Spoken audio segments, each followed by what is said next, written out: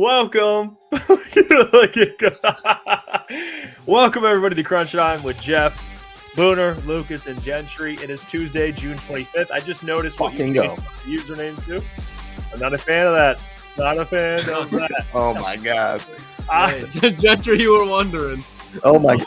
I didn't even see mine. For those who don't know, in the streaming platform you use, you can change everyone's username, and mine is at BendOver4Caleb. I didn't mean to do that. Oh, shit. All right, well, and Mike's is at Larkin's Rod. That is your ad. And then Lucas is just my Dylan Larkin Bulge account. Larkin's Rod. The burner. Well, fellas, like I said, it's Tuesday. It's the day before the NBA draft. All the rumors are coming out who the Pistons are interested in.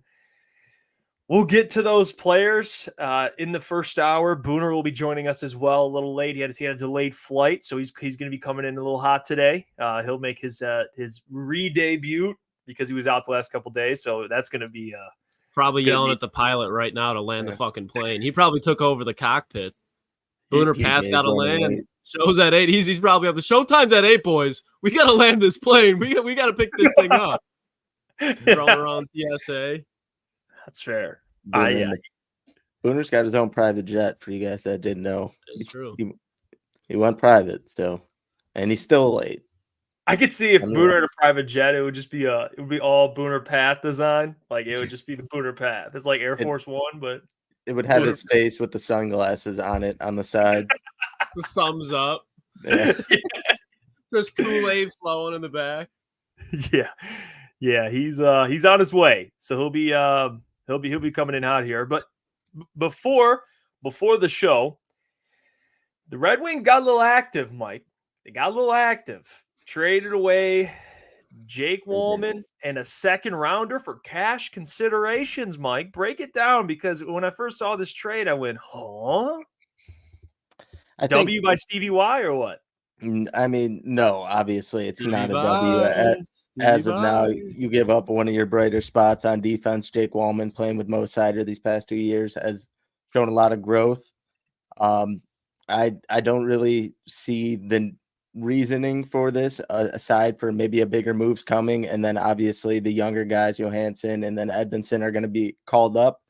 But I just don't see why it was Walman out of all the people. I thought he has shown, like I said, tremendous growth defensively. He's been great, obviously, offensively, and he's meshed so well with Mo Sider. So I would have wished it was a Justin Hole, wish it was a Jeff Petrie. But obviously, when you had to give away that second-round pick, just for them to take Jake Walman, I wonder what it would have been for them to take one of those guys. So it really sucks to see him go. I think this is part of a bigger move. Like I said, they probably will be signing a forward, I would assume, hopefully here in the next, coming days. But it's really sad to see Jake go. He was kind of, obviously, when I started, he was newer on the team, but he was always really down to earth, a nice dude. And he said he wanted to play in Detroit. I seen another clip about that on social media. I want to credit who it was from, but they had him on his podcast and he talked about it there too. So it really sucks to see a guy like him go. I mean, I hope they can, recoup the D core, and maybe one of these young guys can really come in and make an impact off rip, but it really sucks. I don't really understand the move, but it's got to be a part of a bigger move. That's what I was going to ask you, Mike. If there was a name like on the roster already to replace him, who do you think it would be? Most prospects, my guy. Yeah, it's going to be Edmondson and Johansson. One of those younger guys will get called up to the roster. And then obviously you still have Mata, you still have Sherratt, you still have Justin Hole, you have Jeff Petrie. As horrendous as that sounds, you still have those guys. You couldn't get rid of them. So you have those guys, and then Johansson and Edmondson. I think those guys will be up next, and hopefully they'll get some quality minutes, because I don't know. I don't agree with the trade right now, but there's got to be something bigger to it. So I'm not going to totally trash it right now, but as it sits, not too happy. But yeah, this I can already imagine DMAC. This would be like a part. It's like part 1 and part 2 of like a movie. And he's like, we're only in part 1. Part 2's got to happen. There's like an end goal here that Stevie sees in his vision, and people are going to see eventually. Mike, maybe that move maybe have something to do with getting an actual goalie, maybe a goalie in mind. What's your thoughts on the goaltending? How do we fix this? And maybe is that in Stevie's mind? Obviously, Boston the other day moved on from the most prized goalie in Linus Ullmark as far as this free agent period goes. But then you have John Gibson that plays for Anaheim, who has been shopped around kind of last year, and Trevor Zegras as well, a forward that has been being shopped around. So there might be some moves as far as those two go. But we do need to get the goalie situation. I am a big fan of Billy Husso when he can stay healthy, but when he hasn't been able to stay healthy, you can clearly see it as far as the goals against. And Lyon hasn't been good, and he was a very reliable backup plan, last year. But I don't know if you're going to make that push towards the playoffs if you want to be going in to next season with the same situation you had this past season as far as goaltending goes. I know Stevie said he didn't plan on keeping 3 goalies the whole year, and that's just how it worked out. But I don't see them for the future taking on that aspect. What do you think of this? I see Steve. Do you think they re-sign Kane? Patty? I really did think at first. Sorry, my screen was lagging up there for a second.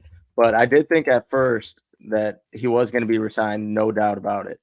Now that the Walman trade kind of freed up some cap space that might be allocated to Patrick Kane, it might be allocated to a different forward.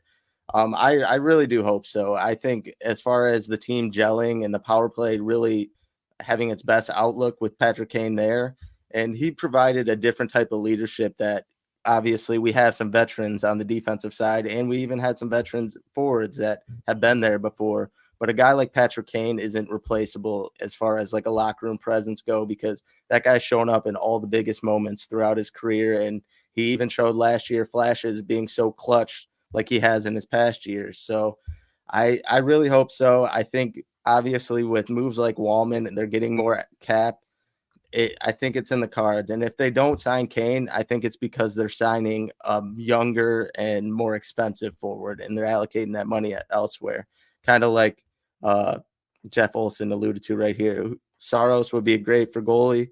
I don't know if he's actually being moved. And Jake Gensel, I know, has been rumored to Detroit, and that's been brought up a few times. So that will that'll be remain to be seen. I don't know how much Gensel's price tag will be. Obviously, he played with Carolina this postseason. He had some ups and downs, but what they brought him in for, he really showed up upon. So that would be a good addition. But I really like the aspect of having Kane with the Brinkett still, and Kane with Larkin looked really good towards the end of the year. So maybe getting a full year of those guys could be good. Yeah, no, go on.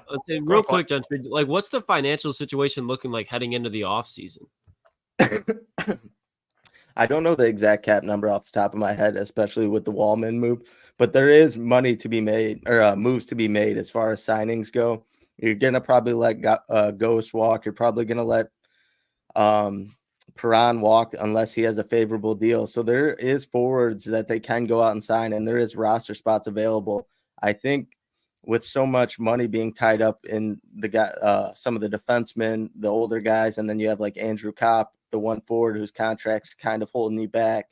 I still think there's moves to be made, but I think, like I said, forwards is going to be the big thing. I think they go out and get a big signing as far as forwards go, and they kind of have a youth movement as far as the defense goes, and kind of groom those young guys with some of the veterans.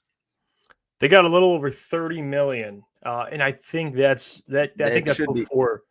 before trading away Walman. So I don't know the exact number, but give or take around that number.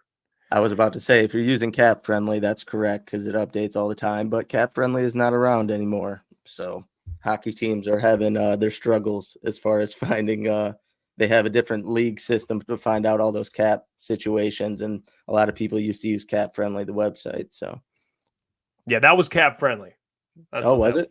I didn't know if it was still actually up. I heard it got bought out. So, yeah, this could be false. I think 32 million it says, but hey, Gentry will have us locked into what the Red Wings are doing here. And ETN says groom these young guys. Pause. But you know what?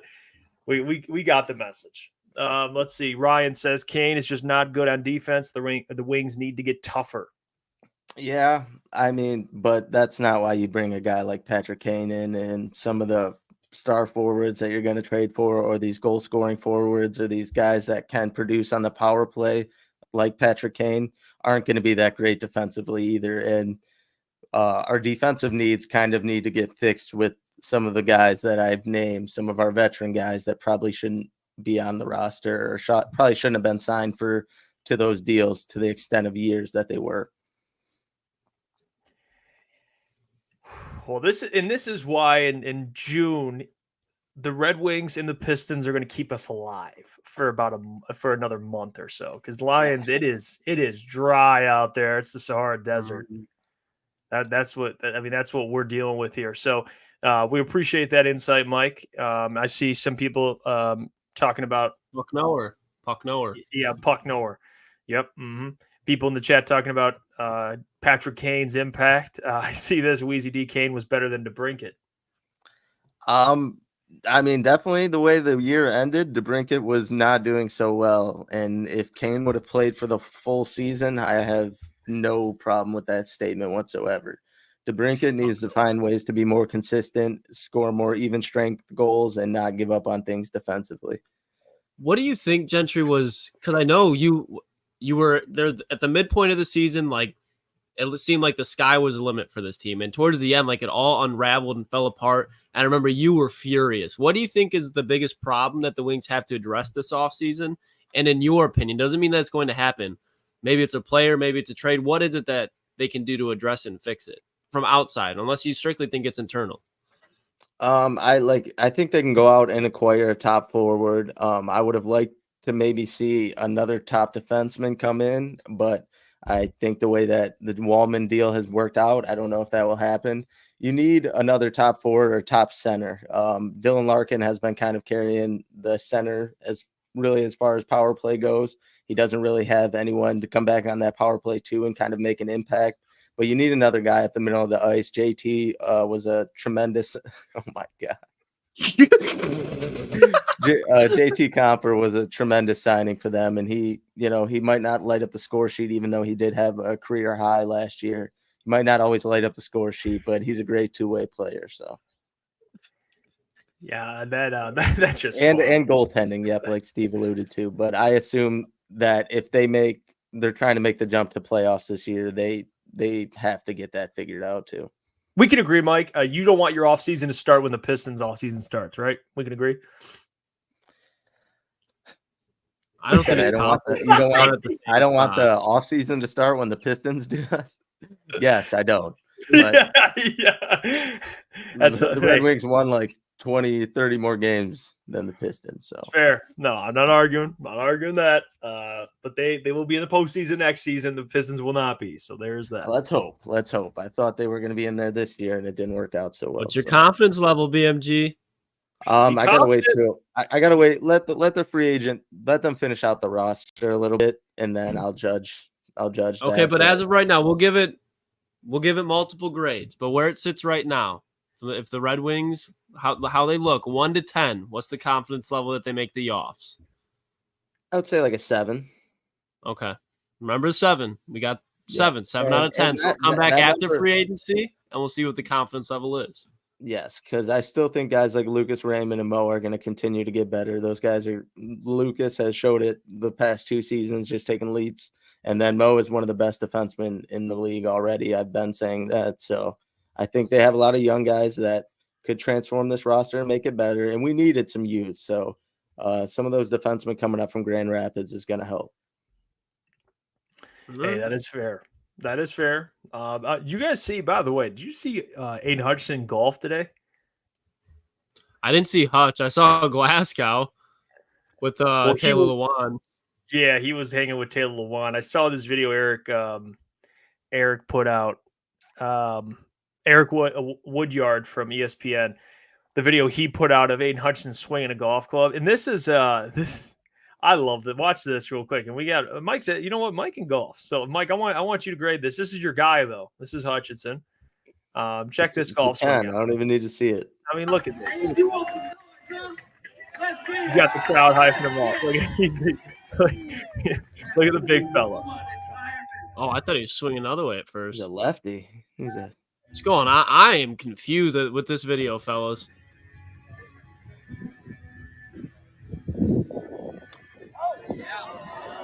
Well, that's why he wanted to know it, y'all. That's what Dude, he's huge. Hey. Calvin Johnson and Aiden are out there golfing, which you guys will be there, tomorrow? What? Oh, I forgot about that. No, me and Booner are going to go Thursday through Sunday. So, damn. We don't get to see Hutch, but I couldn't really see a swing well as far as where the ball went, but it went like 10. It went like 15 yards, probably. All right, he duffed it. It's all right. The crowd's behind him. He's nervous. I can imagine. So. Yeah, he is huge. I can't blame him for that. I was gonna say this too. The clubs look so tiny in his hand. He needed a size up. They could have got him fitted or something. There's no way those were his clubs. Geez. Well, we're gonna get into some Pistons stuff because Shams went on the Rally. I think it is Rally is like the show that he goes on pretty often, and it's on Stadium, and he dropped some news about Tobias Harris. Tobias Harris, we talked about this a little last night, but now I didn't know this was Shams official. Oh yeah.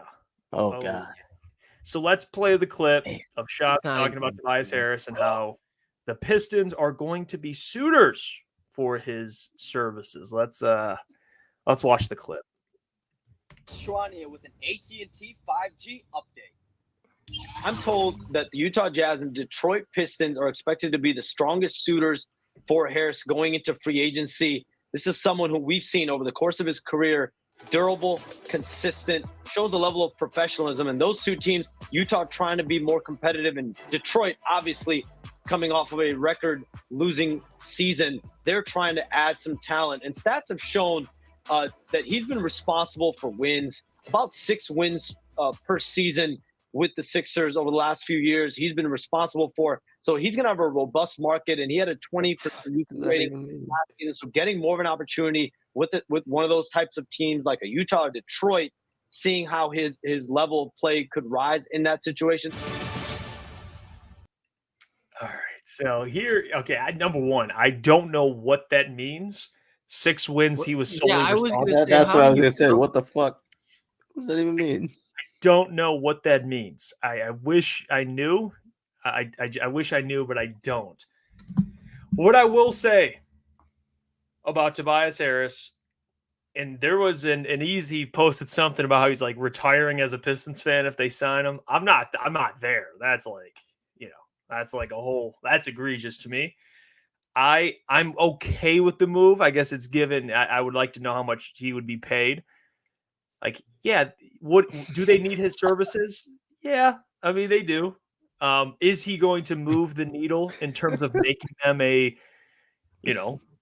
premier playoff team? No, they need a lot more. But guys, what do you think about a Tobias Harris reunion with the Pistons? Because I'm cool with it. I think what he can do fits what the Pistons need. I think he's going to command a lot of money for what he's actually worth. The fact that, okay, I'm going to go play in Detroit. I'm not winning, so I'm going to be getting paid. And in my opinion, I could see Tobias Harris, at least towards the end when the playoffs are clearly out of the picture, as being a player that starts missing games. It's nothing against him as a character, but just as veterans do. Like, why are you going out there when you can just be collecting cash? Like, I don't think it'll be worth the money whatsoever. I think there's players that you could add from around the league that make the Pistons better by default. They might not be Tobias Harris level players, but I mean, Jeff, you named a couple last night. I think there's better options that you can do in free agency that'll be worth the money, even like a Gary Trent Jr. Like, I think if Tobias Harris takes you out of getting a player like that, then no. Just because Tobias Harris, he's going to be here for 2 years. He's not going to be playing at a high level whatsoever. I don't see it. I'm out on it, at least. I just don't think it's worth the money. And I don't hate Tobias as a player, and he's good. He's not great, but he's good at a lot of different things. And I still think it would be a step forward as far as the roster goes, adding him. But I feel like it's just a letdown for Pistons fans after all this time and making all this cap space and making all these moves to finally getting to free agency and settling for Tobias Harris. That's the only thing. Like, I still think there is positives coming from signing him. And like, you need a guy like a number 2 aside of Cade. But I don't think Tobias Harris is that guy. And while he could help the Pistons improve on some things, I think it's setting the bar really low, and you're settling for someone you're going to have to pay a ton of money to, that his game isn't a number 2 level game. That's what I'm going to be real. Well, he's not that guy. He's not that guy, Phil. Well, before I give my thoughts and push back on a little bit of what you guys said, let's bring in Booner, because he is waiting. And let's welcome in the man, the myth, the legend, the Booner Path, CEO and owner, chairman, all of it and above, back from the big city. Back from the Big Apple. Booner! What's up, baby? I was muted to start. What a start. Here we go, boys. I'm back, baby. I feel good. Feels weird to be back, boys. I hate missing. So I'm like, this is I don't like this. I don't like this feeling. I feel like I had no control over the Booner Path for the last 4 days. Control is back. They wasn't going anywhere. The leader is back. It's just some competition rumored. Maybe the easy expressway. Some other things arising, but we're not worried about that. Keep trying to be me. People want to be me. That's all it is. I don't care. Hey, you're damn fucking right, Booner. You're damn right. Keep trying to use my success for yourself and keep trying to be me. Won't do it. Imitation is the best form of flattery, Booner. It is. That's why you're my CPO class. Yeah, it feels good though to be back, boys. I've been like buzzing to get back. Missed you. Hey, Booner. I missed all of you guys, man. Like, as janitor of the Booner Path, I've been holding it down while you've been gone, Booner. There we go. I missed the bathrooms. I missed all of you guys. Clean cakes. I missed the chat. I miss everyone. I'm happy to be back. I hate being away. It's the worst feeling. But the time away was good. Worst feeling seeing the boys live, and I'm like, I can't be live. Can we ask you a few questions? New York questions? Yeah, go ahead. Yeah. We're going on around the room. All right, I'm going first. I'll tell stories. I love story time with Booner. I had a good time. What? Good to see Klotzy's Wi-Fi never got fixed since I've been gone. No, it has not. All right, Booner. Oh, we're pulling out the tape. Okay.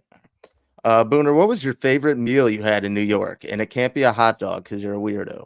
You want to know something crazy? I'm a hot dog guy. No hot dogs the whole time. Went sliced pizza. Sliced pizza there was great. Every morning, bacon, egg, and cheese bagel. Unbelievable. Breakfast every day. End of the night, little slice of pizza was the best. Slice of pizza with some Parmesan on it. Oh, just cheese, straight cheese. Great. Jeff Iafrate, crunch time. You're up. Booner, I just thank you for the question. Jeff Iafrate, Crunch Time Sports. I want to ask you. You were in the big city. It's hard not to just shout the Booner Path a couple times. Can I get an over/under? And I'll put it at 5.5. The amount of times you might have yelled the Booner Path, and is that over or under? I can't disclose, but I'll say this: I don't want to say converted. That sounds like it's a cult, doesn't it? If I say converted, we have more members to the Booner Path. Confirmed. We've recruited people. No. We are international. We are international. The Booner Path is international, boys. Confirmed. No. Booner, Yep. Last night on the show, Jeff and I had a discussion. I said, how many times did you say I'm walking here or some type of New York reference? I believe, Jeff, what was the line that we said? You put it high. You put it high, about 15.5. You put it at 15. I said 15.5. I'm walking here. How many times did you say that? I mean, I don't know, dude. I just put my head down and go, brother. I don't know. Is there other references that I should know about? I know. That answers the question. I think that's the under. I think that's the under. Mm-hmm. Booner in New York would be like, "I'm walking here." I'm walking here. I would have said. Yeah, I thought you'd do at least a couple of look. I'm walking here. A couple when of those. You, right when you get there, I don't know, dude. When you get there, you just start. You form into it. It's like you just move into one of them. You become a New Yorker for a couple of days. It's crazy, dude. You know, it's like a chameleon. You just blend in. Yeah. Blend right in, dude. And then you start like I just start jaywalking. You start doing everything. You're just go. You know, you don't care. You start cutting people off. You do all of that, dude. You know, it was good though. I had a great time, boys. New York is a good. I'll say this: the only reason it's really dirty is there's a lot of people, and it is dirty. Like, it's like this is not a clean spot. Oh, This is yeah. a pretty dirty Oh, spot. yeah. Kind of All right, gross. I have one more question, Booner. Yep. What was your favorite part about the trip, and what was your least favorite part about New York? Oh my gosh, least favorite part, dude. It's just dirty, dude. It's dirty, dude. Every time you're about to go eat a meal, you're like, I gotta wash my hands. This place is dirty. Like, this is not good. Like, if anyone ever calls like Detroit dirty or a different city dirty, New York is dirty, dude. Like, you guys know my white Air Forces that I wear all the time. Dirty. Fucking Dirty. Black Bad Air. idea. Yeah. Shouldn't have done it. Best part about the trip, I text you guys. I went to the 9/11 stuff. Crazy, boys. I tweeted it out. Like, best part by far. It was like, obviously it's not a great thing that happened, not best part that way, but like, it was like what happened. Surreal. Yeah, dude. Like, you guys know me. I'm like outgoing, never emotional. Like, you get in there and you're like, it's like a 5-hour tour of like different things about what happened and artifacts and like fire engines that are melted in half. Like, it was like, this is wild. Like, I was like, this is the craziest thing I've ever seen in my life. It was like an American thing. Yeah, if you're American, go see it, dude. It's crazy. Wow. The pictures Love to did hear look it, Boone. intense. I'm glad you had fun. Thank you. Glad you guys did. Yeah, well, we're talking about Tobias Harris. Yeah. And we talked about him a little last night. We didn't really get to fully get into it. I saw Easy tweeted out that he's retiring if they sign him as a Pistons fan. Where are you at with Tobias Harris? And then I'll kind of follow up after you. But what do you think about a potential Tobias Harris Detroit Pistons reunion? It's great. Hey, great conversation for me to come back from a vacation. Tobias Harris, boys. I love it. Good. A lot of things happened while I was gone. Tobias Harris. I'm out. Yeah. I'm out on Tobias. Honestly, I text you guys too, and we've gotten in arguments about like a guy like Tobias. Where I saw on Twitter people like, oh, you like the whole Easy thing about how people were going at him. I'm fine with moving. Like, don't even look at Tobias Harris. I've been very outspoken about the Detroit Pistons. I texted you guys this morning. Just go get me 2 big-time players to pair with Cade Cunningham.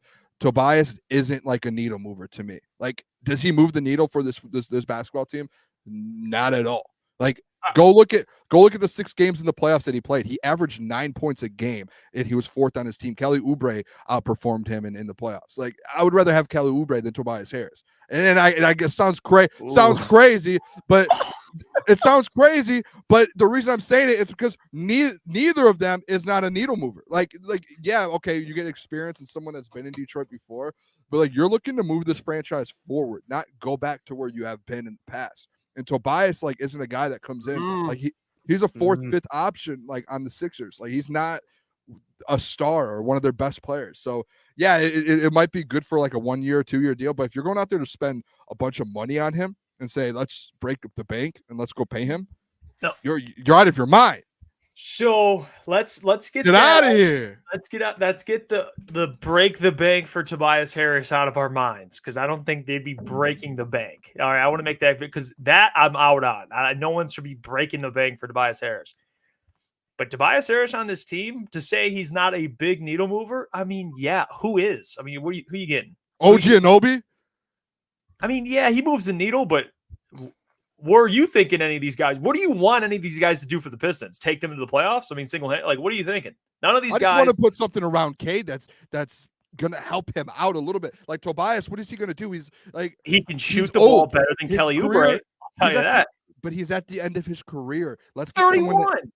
Dude, he's been in Detroit before. I'm not like, move on from the Tobias thing. It's the same thing as what is Jeremy Grant. It's like, dude, we tried that. Let's just move on. Like, go get someone else.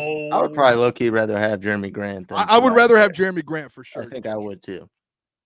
So Tobias Harris, I don't know what what it would look like. That's the big thing that we debate, but no one has the answer. Okay, I understand that.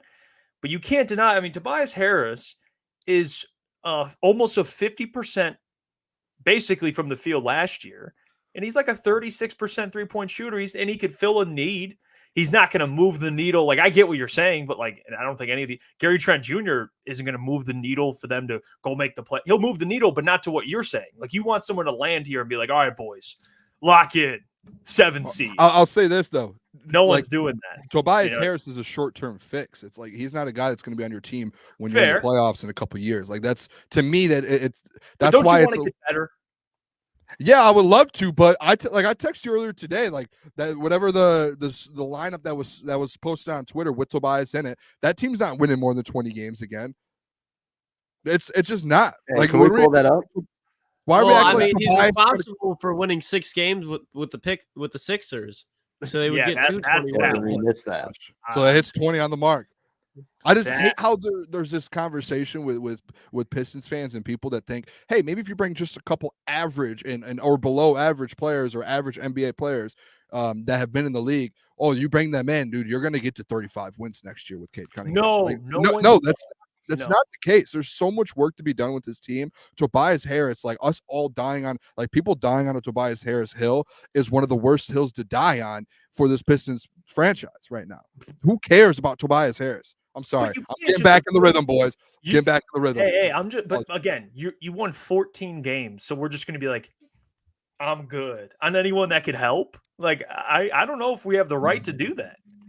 Well, I think you kind of want to go out there and you like Booner said, Tobias probably isn't a long-term solution. So like, what are you signing him for? Wouldn't you rather go out and get a guy that you are going to keep with this team and is going to play with Cade for multiple years and can kind of build something? Like Tobias is 31. It's not end all be all age, but he's still getting up there. I would rather kind of get a younger guy that's going to be able to contend with this team with Cade for years on and kind of has a deeper bag offensively than Tobias. But who is? I would follow that up with who is that? You know what, Jeff? I don't really care. Like we could Brandon dive Ingram's into that. better than Tobias Harris. And 100%, Brandon Ingram but- has a way deeper bag offensively. He's bigger. Like he's just a better fit, in my opinion. But I'm with you on that, Gentry. I would rather have Brandon Ingram. And Jeff, you could say who is that all like just because there was no options, like we don't need to just force a contract just because, oh, we need to spend. And I know you need to spend. I remember Corey last week said you need to get to the 90% of your cap hit so you don't have to pay back or kind of lose some. So yeah, I get that. But just getting a guy like a Tobias, like, yeah, he's going to bring something to the table. He does make your team a little bit better, but it's not drastic to where it's like, this is going to help our franchise in the long run, long term. That's just how I look at it.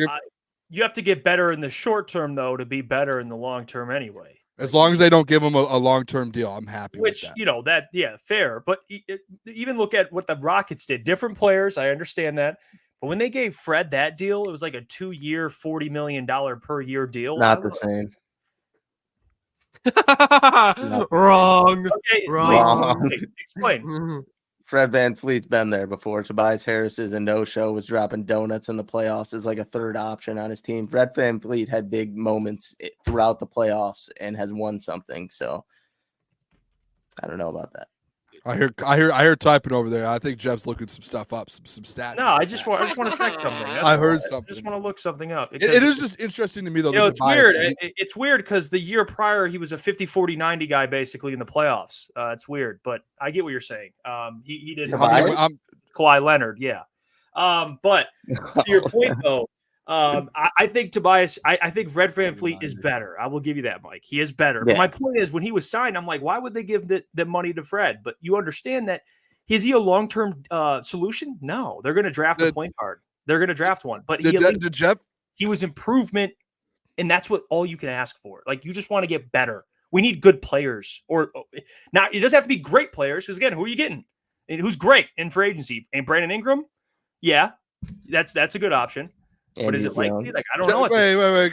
Let's backtrack a little bit here. 50, 40, 90. Let's talk about that real quick.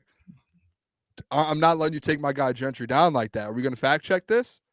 No, he was talking about Kawhi, I think, right? Kawhi? Okay, I thought we were Tobias talking about Harris last year was 52.2% from the field, 37% from three, and almost 90 from the free throw line. 86% from the free throw line. That's not my almost. okay, 3%.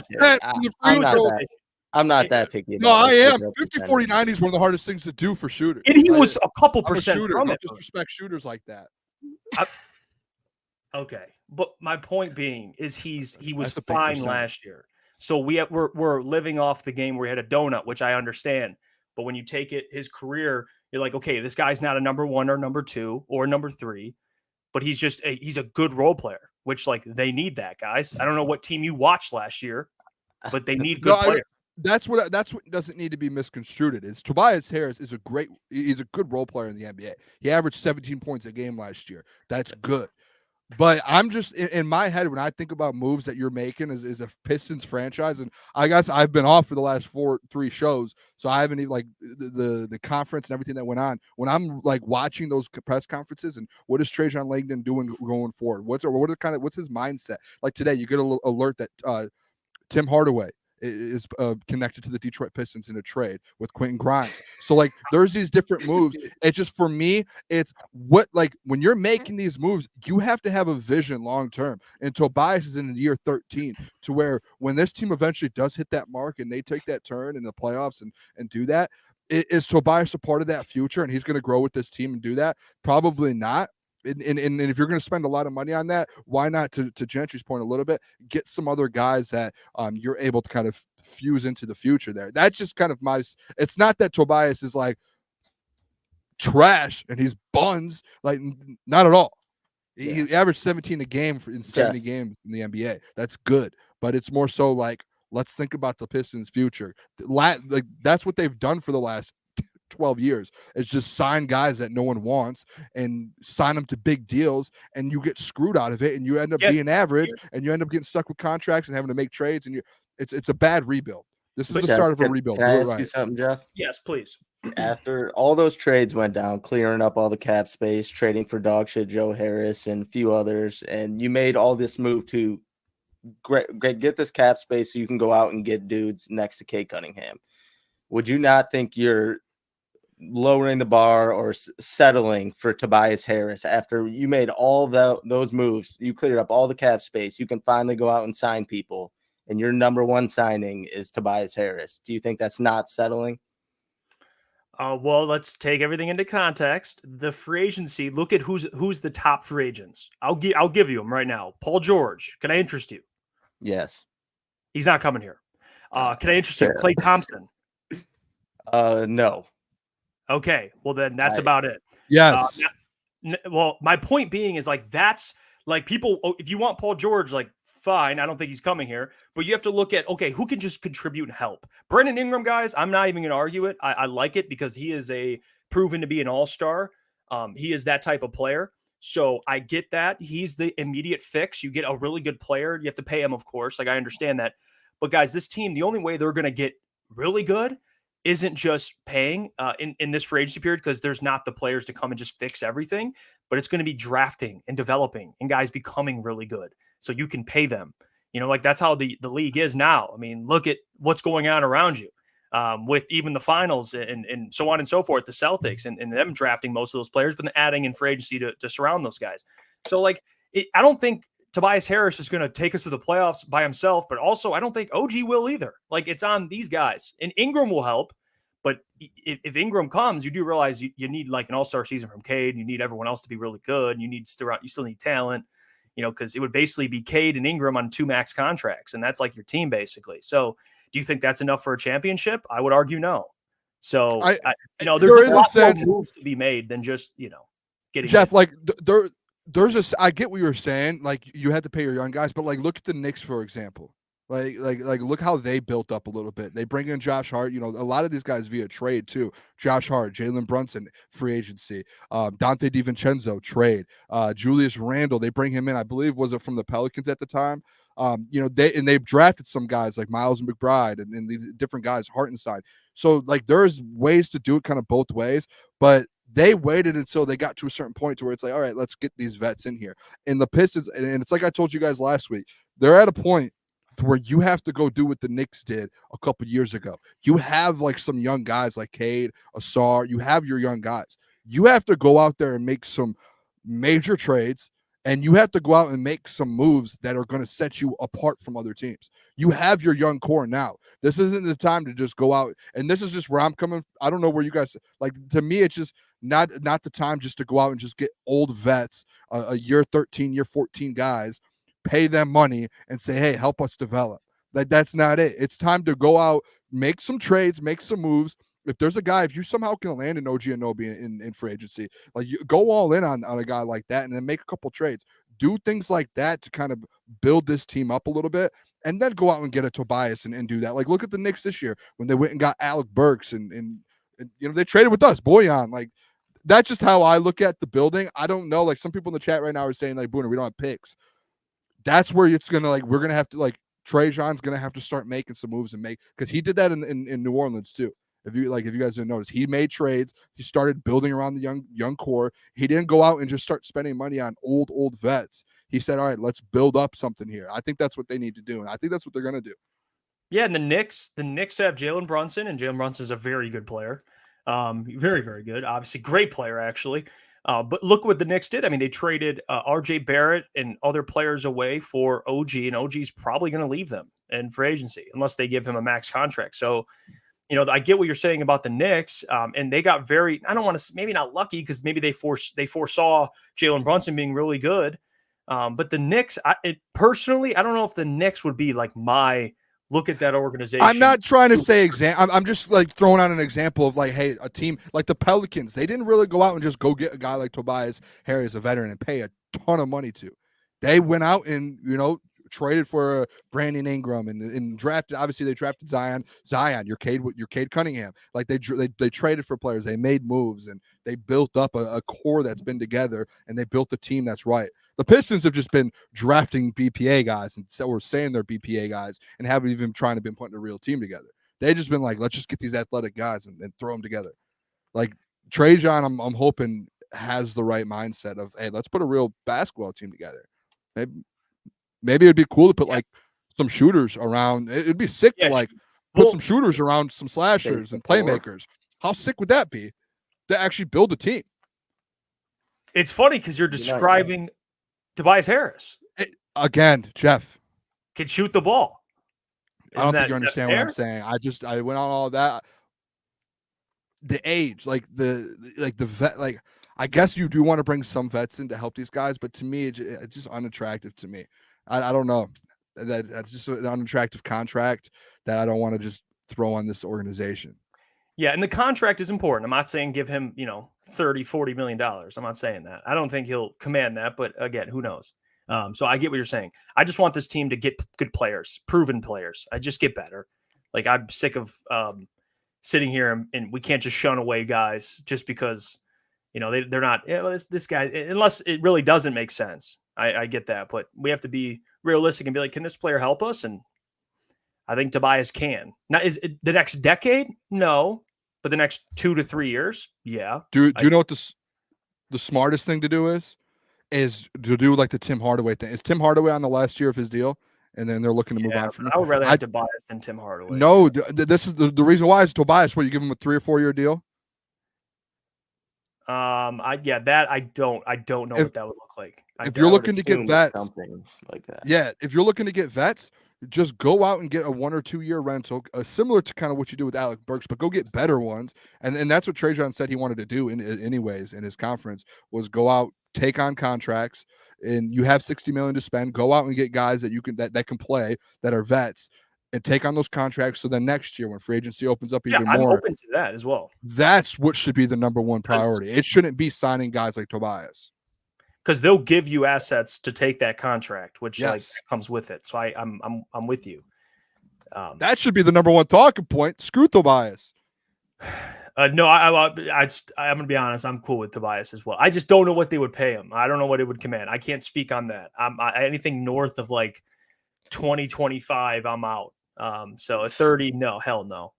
So I guess that's where I'm at with it, because that takes up most of your available money. I feel like if you're paying Tobias Harris to come play for the Pistons, or you're paying anyone for that matter, if it's Tobias Harris caliber, you're probably going to have to pay him around that range. Like, I don't think Tobias Harris I think he can probably get that pretty much anywhere or on a good team. So I think Detroit's going to probably have to pay that tax. If you're going to want him to go through these rebuilding years and kind of be that, guy to look over all the young players and kind of help them progress. So what do you think they're going to pay OG then? I feel like even like Utah, who he's linked to, Utah would probably throw him like the 2025. So Detroit's got to one up him to bring him in. That's what I'm saying. So it's going to be probably $5 million north of whatever the market commands. And essentially, there's going to be contenders that are like, we'll pay you money to come play for us because we need another option. Like, look at the Mavs. I'm sure the Mavs, I don't know if they would go after Tobias, but I'm sure like they're going to be looking around for that extra piece, that third, fourth extra piece. Like, there's going to be teams that want Tobias, and you're going to have to pay for him no matter what. And it's going to be a couple years. I would be more comfortable at the start of a rebuild saying, let's get more assets.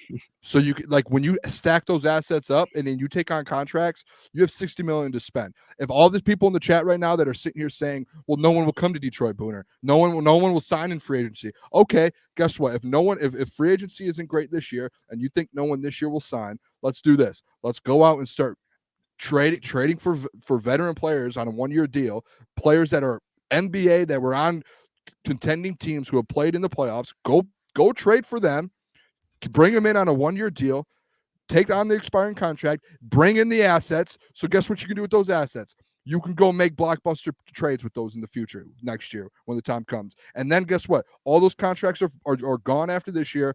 And now you have $60 million plus more next year going into free agency. And now you have a whole nother year to show what your whole new regime looks like. And maybe there's going to be free agents that are like, I like what Trajan's doing over there. I like their new head coach. I like what the Pistons did in the last year since he came up. We still have $60 million. All these contracts are gone. Now we have more assets. Now let's do that. Because as much as people hate it, this is a whole new rebuild. That's what this is. So bringing on dumb contracts of players in year 14 isn't smart. Like I get Tobias again. He's a great player in the NBA. He's a good role player. 17 points a game. Why would we just start bringing in contracts instantly when you know the regime's not ready and these players you're trying to build them up again? It doesn't make sense to me. I just think that bringing in assets and train for these 1-year deals are the best way to go. Yeah, and again with OG, I'm open to it. But you guys mentioned it earlier with what you'd have to pay Tobias. I mean, imagine what you're gonna have to pay. OG's due for a max, not just like a 25-30. I'm talking 30-40, a 4-year deal. So, and I'm open to OG. I love the fit. Love him as a just an absolute defensive menace. But hey, I mean, he's going to be your highest paid player until Cade signs. So, are you confident in that? That's also another thing you got to think about. But you have to pay that tax for being a bad team. You have to pry him away from the Knicks. So there's a lot that goes into it. Do you think OG, because OG's a very, very good defender. He's going to give you about 14 points a game, but be very good. He can shoot the three, efficient. Defend, which, I would be okay with that, but you're going to have to spend money either way. I mean, he's going to be most of your money for sure.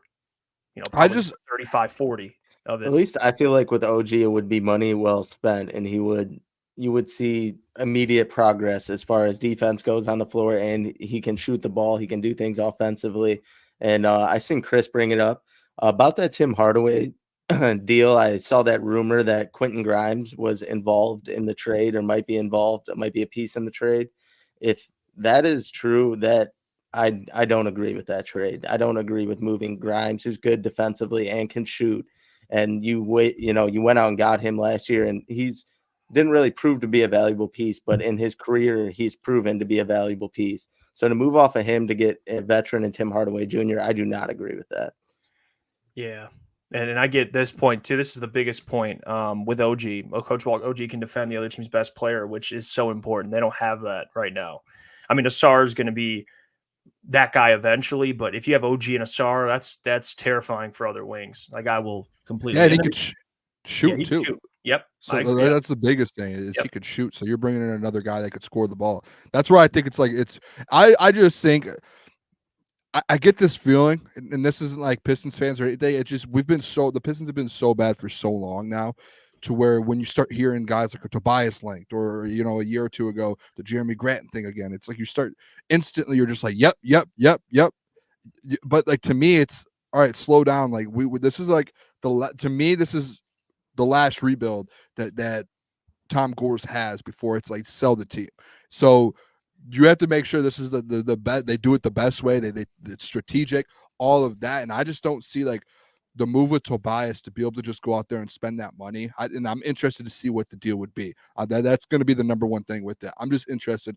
Again, I'm just going to stand on this point. Jeff, I think I told you, I told you this morning. I'm going to stand on it. I want them to make a blockbuster trade.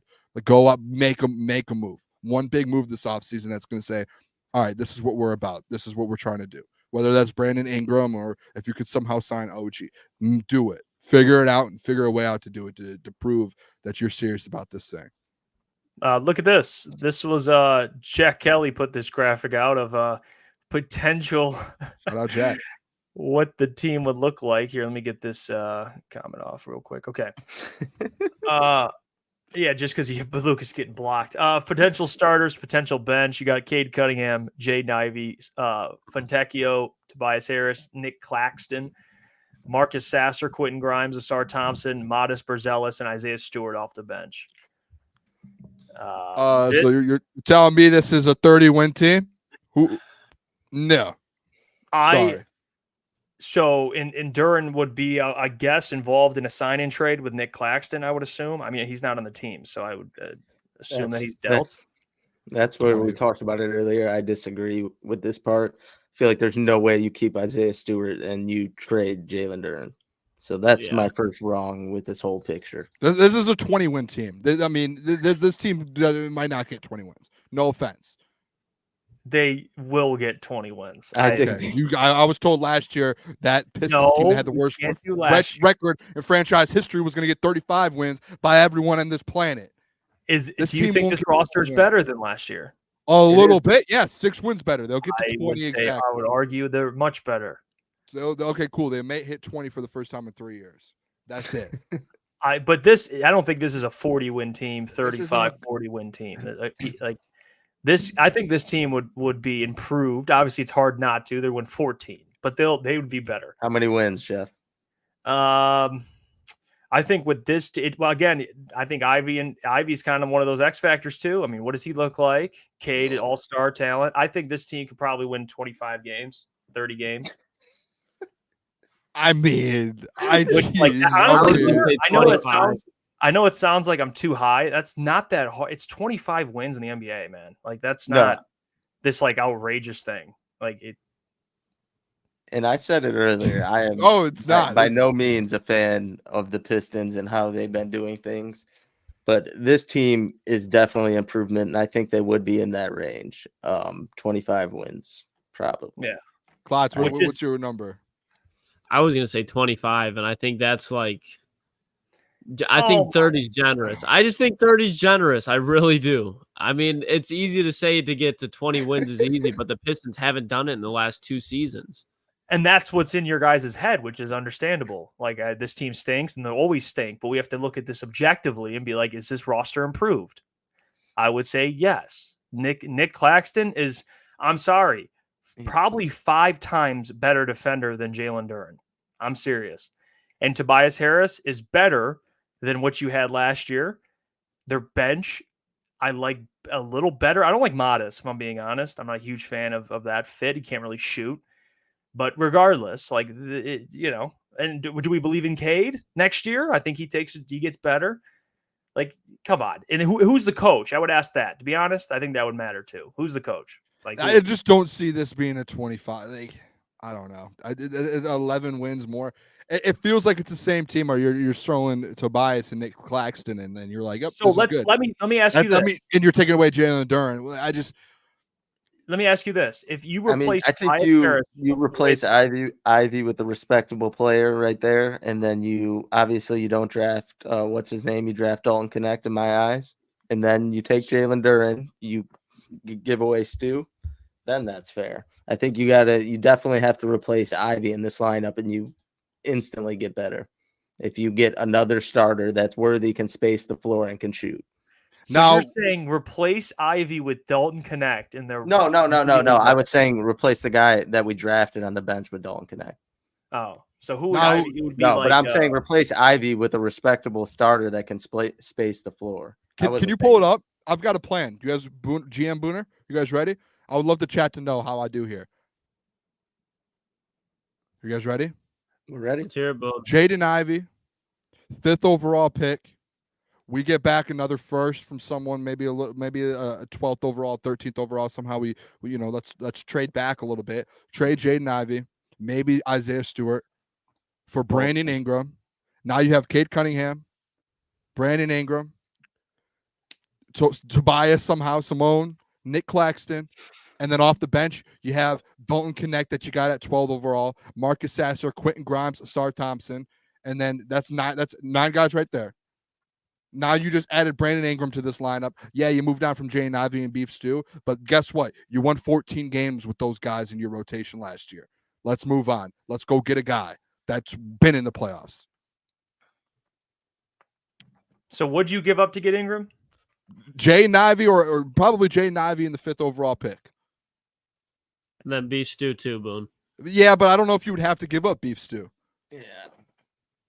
I feel So like it's just a package. Just think about this team. Trade. Take away maybe Ivy or Stewart, whoever they would want. Take away that. Add in a Brandon Ingram to this lineup, and add in like a Dalton Connect or someone instead of Matas. So you actually have someone that can shoot the rock at 40% clip. So you have a shooter now around Cade and Brandon Ingram and Tobias. And now you have actually a team that can shoot the ball. You have another all-star on your team with Tobias and Cade Cunningham. So Tobias isn't your second best player in the end. Like you feel the pain, Jeff? You like Tobias Harris as your second best player on this team? Who's the third best player on a team that couldn't win in the playoffs? Never said that. I just man. I'm so tired of hearing this every single year. Oh, this team's going to be great. 25 wins, 30 wins. I didn't even say break records for losing. The longest losing streak in the NBA history. But you guys want to go out there and just continue to sign old players for massive money. No. I promise you, Trajan Langdon's not going to do what you guys all think he's going to do. Boone, so and again, I love like thinking big and being like, yeah, like go get this and we'll go get him. And like, because I've spent my fair share of my heyday playing some 2K My GM and my league. I've been making some trades. I get it. But let's look at this lineup. Let me ask you this. Take out Tobias Harris, insert OG Anunoby. How many wins do they have? Probably not that many more. Very careful here. I would say I could see OG winning 2 or 3 more games than Tobias would. I was going to say 5 max.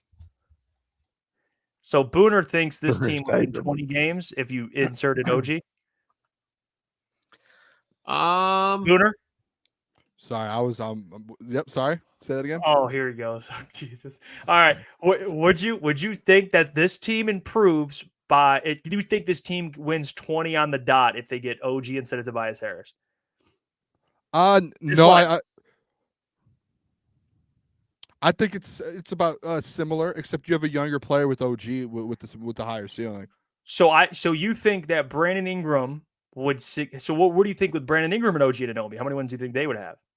If you added them in the lineup, yeah, with this team, take away Tobias and add him in. Those two guys in. Add in OG and Brandon Ingram. I think it's 30 plus.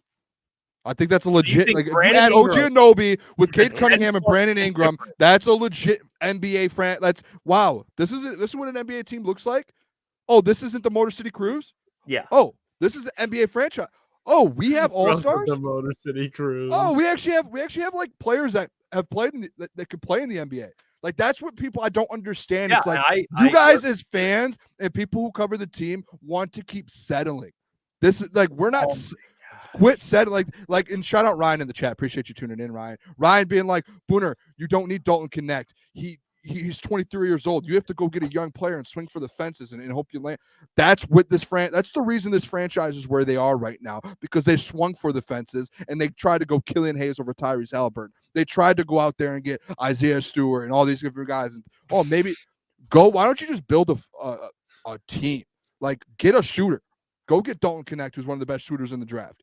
Go do what the Miami Heat do and go get players that you go, hey, this would be a great fit on our basketball team. They would actually fill a role. They're just not best player available to where, maybe we might be able to develop this guy.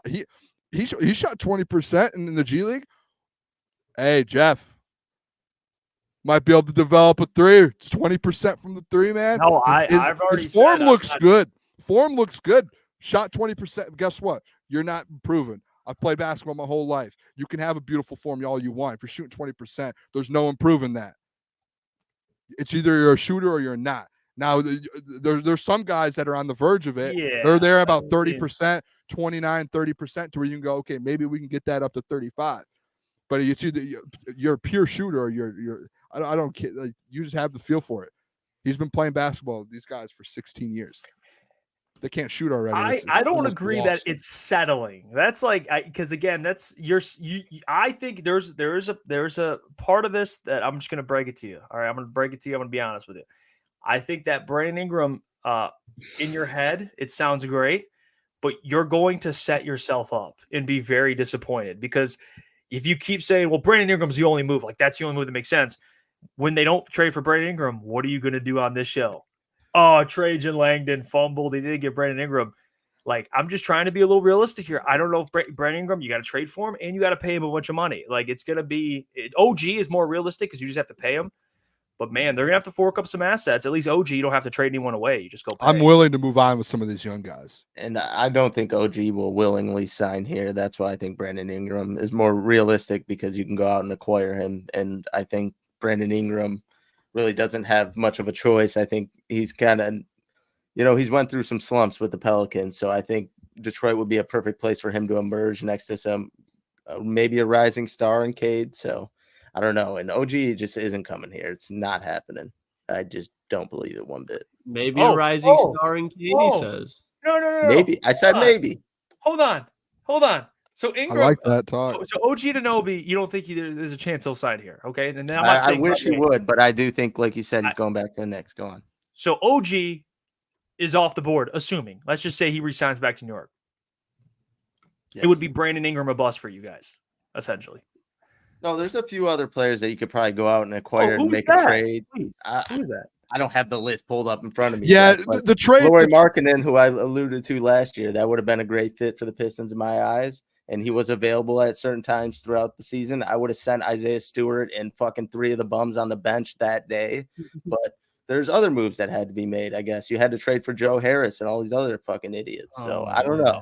Well, they don't. The first round pick thing, Lauri Markkanen would command multiple first round picks, and they can't trade their first round picks, because they have that, they're all protected, and they would get those picks on draft night. So you'd have to make a draft night trade. That Ingram trade would have to be on draft night. It's almost like you had Bohan when he was fucking 35 years You're not old, trading hairs, Bohan, and he was getting first round picks offered to him, and then we kept him for another season, and he just shit the bed and missed half the years. Well, the man who did that is no longer 80 years old. I agree. They should have traded him when they had the chance. But there's your first round picks, and there's all your assets you could have moved and helped you guys get a Brandon Ingram, get someone from a team that you can't trade for now. It's just the Pistons they're a little restricted with their draft capital. It's not like the Thunder, who has like 400 first round picks and they can trade for anyone they want. Pistons. I know it sounds great, Jeff. If you keep. It sounds great to be like, just go get somebody. Like, trust me, I agree. But like, guys, like, come on, like Brandon Ingram. Okay, who's coming? You keep hitting us with the who. That's valid. It's kind of valid, but it's really like with the trade market. You're just yapping at that point. If you don't have you're not. You're not, because in the NBA, and you cover the NBA, tomorrow a player in the NBA could say, I'm unhappy where I'm at. I can't get a contract situation going. Like, I want to move on. So to Gentry's point, my point, it's you keep an eye on the trade market. Like, yeah, obviously, like we could go out there and just start picking players, but then it's like you're going to come back out with this. Well, he's not available. He doesn't want to. Okay, from today, and then especially tomorrow, Jeff, when the draft happens, there are going to be players traded tomorrow. I'm sure that none of us had on a radar that was we thought would be traded. Yeah. And it's going to be the same thing up to the season. So when we say that, it's not, we have a specific player. There are 360 or whatever players in the NBA. From now until the season starts, there are going to be 10 to 15 of them that can't figure out contract extensions, hate where they're at, and they're going to say, I want out. And yeah, they might not want to come to Detroit, but the team that they want, they're going to, like the team that they're getting traded from is going to say, all right, you don't want to be here? We're going to go get an absolute haul from the Detroit Pistons from you. So like, or for you. So like, Jeff, like I get the who thing. There are going to be Pistons or players available for the Pistons in the next day, or even incoming months that they're going to have an opportunity to go out and spend some assets and go get. So that's where it's like, who over there, you owl. That's who. There's going to be players available. When those players become available, I hope Trajan Langdon is in those conversations. He doesn't have to get obviously he's not going to get every one. Just be in those conversations. That's what I want. I want to be able to be in those conversations. Well, speaking of conversations, let's have a conversation with Sean. He's joining the show, talk about some free agency, the drafts tomorrow, break it all down. You can check Sean out and myself from Half Court. Link will be in the description. Please welcome to the show, the one, the only, Mr. Sean from Half Court. Sean, get in here. How you doing, Sean? What's going on? Good to see you all. Thank you so much for having me. It's an exciting time in the NBA world. Even though the title was just crowned about a week ago, the beauty of basketball is that next season starts right now. We got big trades, the draft, free agency, all looming within the last 72 hours. And the Pistons also just made a pretty significant move in the front office too. So, a lot of things to talk about. Thanks for having me. I'll start off with that question about Dennis Lindsey. Can you give more insight to that? I was reading about his background, and he had a lot of influence with the Donovan Mitchell, Rudy Gobert Jazz team. But could you give a little bit of background, your thoughts on the hire? Yeah, so Dennis Lindsey was actually the main architect of that Rudy Gobert, Donovan Mitchell team in Utah, which, you can have your opinions about. They obviously didn't reach the top of the mountain, but they were the number 1 seed in a really packed Western Conference. They were a 50-plus win team consistently. They knew how to win games, and they surrounded their star players with solid role players, and that's a big reason why they were as good as they are. So he's coming in. His title is going to be Senior VP of Basketball Operations. Think of it as the equivalent to, a general manager. So he's going to be coming in from Dallas, where he was an advisor and, obviously had a hand in that team going to the finals as well. I think it's a really good hire. And, one of the things that Trajan Langdon's been very open with, but also something that he's, really, aspired for and said in the press conference was, he wants to have a collaborative effort. He wants to be able to fill the front office with any holes or gaps that he acknowledges that he has, which I think makes a ton of sense. And when when you're looking for a unified front, when you're looking for, how to put together a collective that can make, unified decisions, it starts with having qualified people that you can trust at the top. And so, for Trajan Langdon to have, more reliable people to lean on, even though I think Trajan Langdon is, prepared and ready for this opportunity, to have someone like him that he can lean on to be able to, help make those decisions, but also, someone who has been in those shoes. I think it's a very, very good hire. And he's someone that, Dennis Lindsey was a finalist for the position that Trajan Langdon got. So the fact that they walked essentially away with both, it's a good point. I mean, that's a win-win. That's a big time hire. Sean, I hope you're having an amazing draft week. I saw I heard you at the press conference last week. I heard Jeff say that. I do want to ask you this though. We're heading in tomorrow. NBA draft, Sean. I want to ask you kind of where are you at with this pick, number 5? Do you see them picking? If so, at 5, who do you see them getting? Or do you see them kind of trading back, making a move tomorrow? Even if it's a move outside of pick number 5, in the trade market, do you think they make any moves tomorrow? Where are you at with that, Sean? Yeah, I definitely think they're going to try to be active. I definitely see the Pistons trying to trade down in the draft. One of the things that stuck out to me at the press conference was when asked about the draft. He was pretty adamant. It sounds like they do want to, draft and make a selection, but at the same time, it does sound like the Pistons want to be able to, make that selection, but if possible, get some extra assets as well. So, I wouldn't be surprised if they possibly, try to trade back, package possibly a salary with some assets to be able to, go down a few spots. But if they do stay, I think, Mataz Bazilis from, the G League Ignite is someone that would make a lot of sense. Cody Williams from Colorado, who's the brother of Thunder guard Jalen Williams, is someone that makes a lot of sense. I think there's, multiple players that, that kind of fit that bill. I think setting the expectations properly for this draft, to me, a home run is if the Pistons can get a utility player that can help this team for years to come. You know what I mean? This isn't going to be your 2023 draft with Victor Wembanyama and things like that at the top. This is essentially, according to most scouts, if you were to take the top 3 or 4 prospects out of a draft and just cut them, and then you start at 4, you're essentially starting with Isaac Okoro at 1. if you're putting it in those terms. So, to me, I think that you look at, the overall landscape and, like what the Pistons can possibly get. And listen, there's a lot of players in this draft that I think can be pretty good. And if they can get someone that can contribute consistently day one and like make the job of in the lives of their players easier, they need to get someone that can shoot. I think that's a pretty big thing. Yeah. So it'll be fascinating to see what they do. I'll actually be down there for the draft tomorrow as well. So all the coverage and stuff, you want to be checking out my Twitter at Sean F. Court. There you go, Sean. And Sean, we talked about it a little bit before you got on. There was some rumors with Tim Hardaway Jr. and the Pistons trying to acquire him and possibly giving up Quentin Grimes.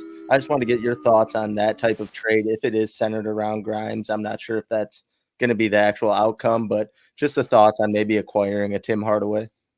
I think acquiring a Tim Hardaway Jr. makes sense, but it has to be in the right package. I personally am not in love with the idea of trading a Quentin Grimes in that particular deal from day one, just because in the limited action that we did see Grimes in Detroit, there was a lot of upside and promise. And so he's one of those guys where if you could at least give him a half a season in Detroit, see what he can be. He's a player that, we acquired at the trade deadline last summer that in my opinion, I think is someone that can actually come in and contribute and play pretty solid basketball. Really good defensive player. If the shot's there, that's a quality rotation player. So I'm interested to see what that trade package will actually look like. The difficult thing with Dallas is they would definitely have to attach assets in order to be able to trade Tim Hardaway Jr. He didn't really play very well in the finals or in this playoff run as a whole. He was kind of a non-factor when returning from injury in that sense. So not to say that I don't think he would be a good player, not to say that I don't think he would fit on this team, but in the same light, I definitely think I question if they have enough in the tool shed or enough, in the assets, in the cupboard, for lack of better terms, to be able to make that deal happen. So I'll be interested to see, how that develops over the next 48 hours. I definitely see Tim Hardaway Jr. as a realistic, type of player. And again, if they can get assets back that make sense, I'm all for it. But in the same light, on the surface, giving up a Quentin Grimes would be a hard pill to swallow. Sean, after looking at the head coachancy vacancies that was filled this week in the NBA, and I know that right now it looks like if there were to be a one head coaching candidate, it would be James Borrego to land in Detroit. What do you think is going to happen? Because it didn't seem like one was going to be signed in Detroit before the draft, but now post-draft, when do you think one will be signed, and who do you think it will be if you had to pick one?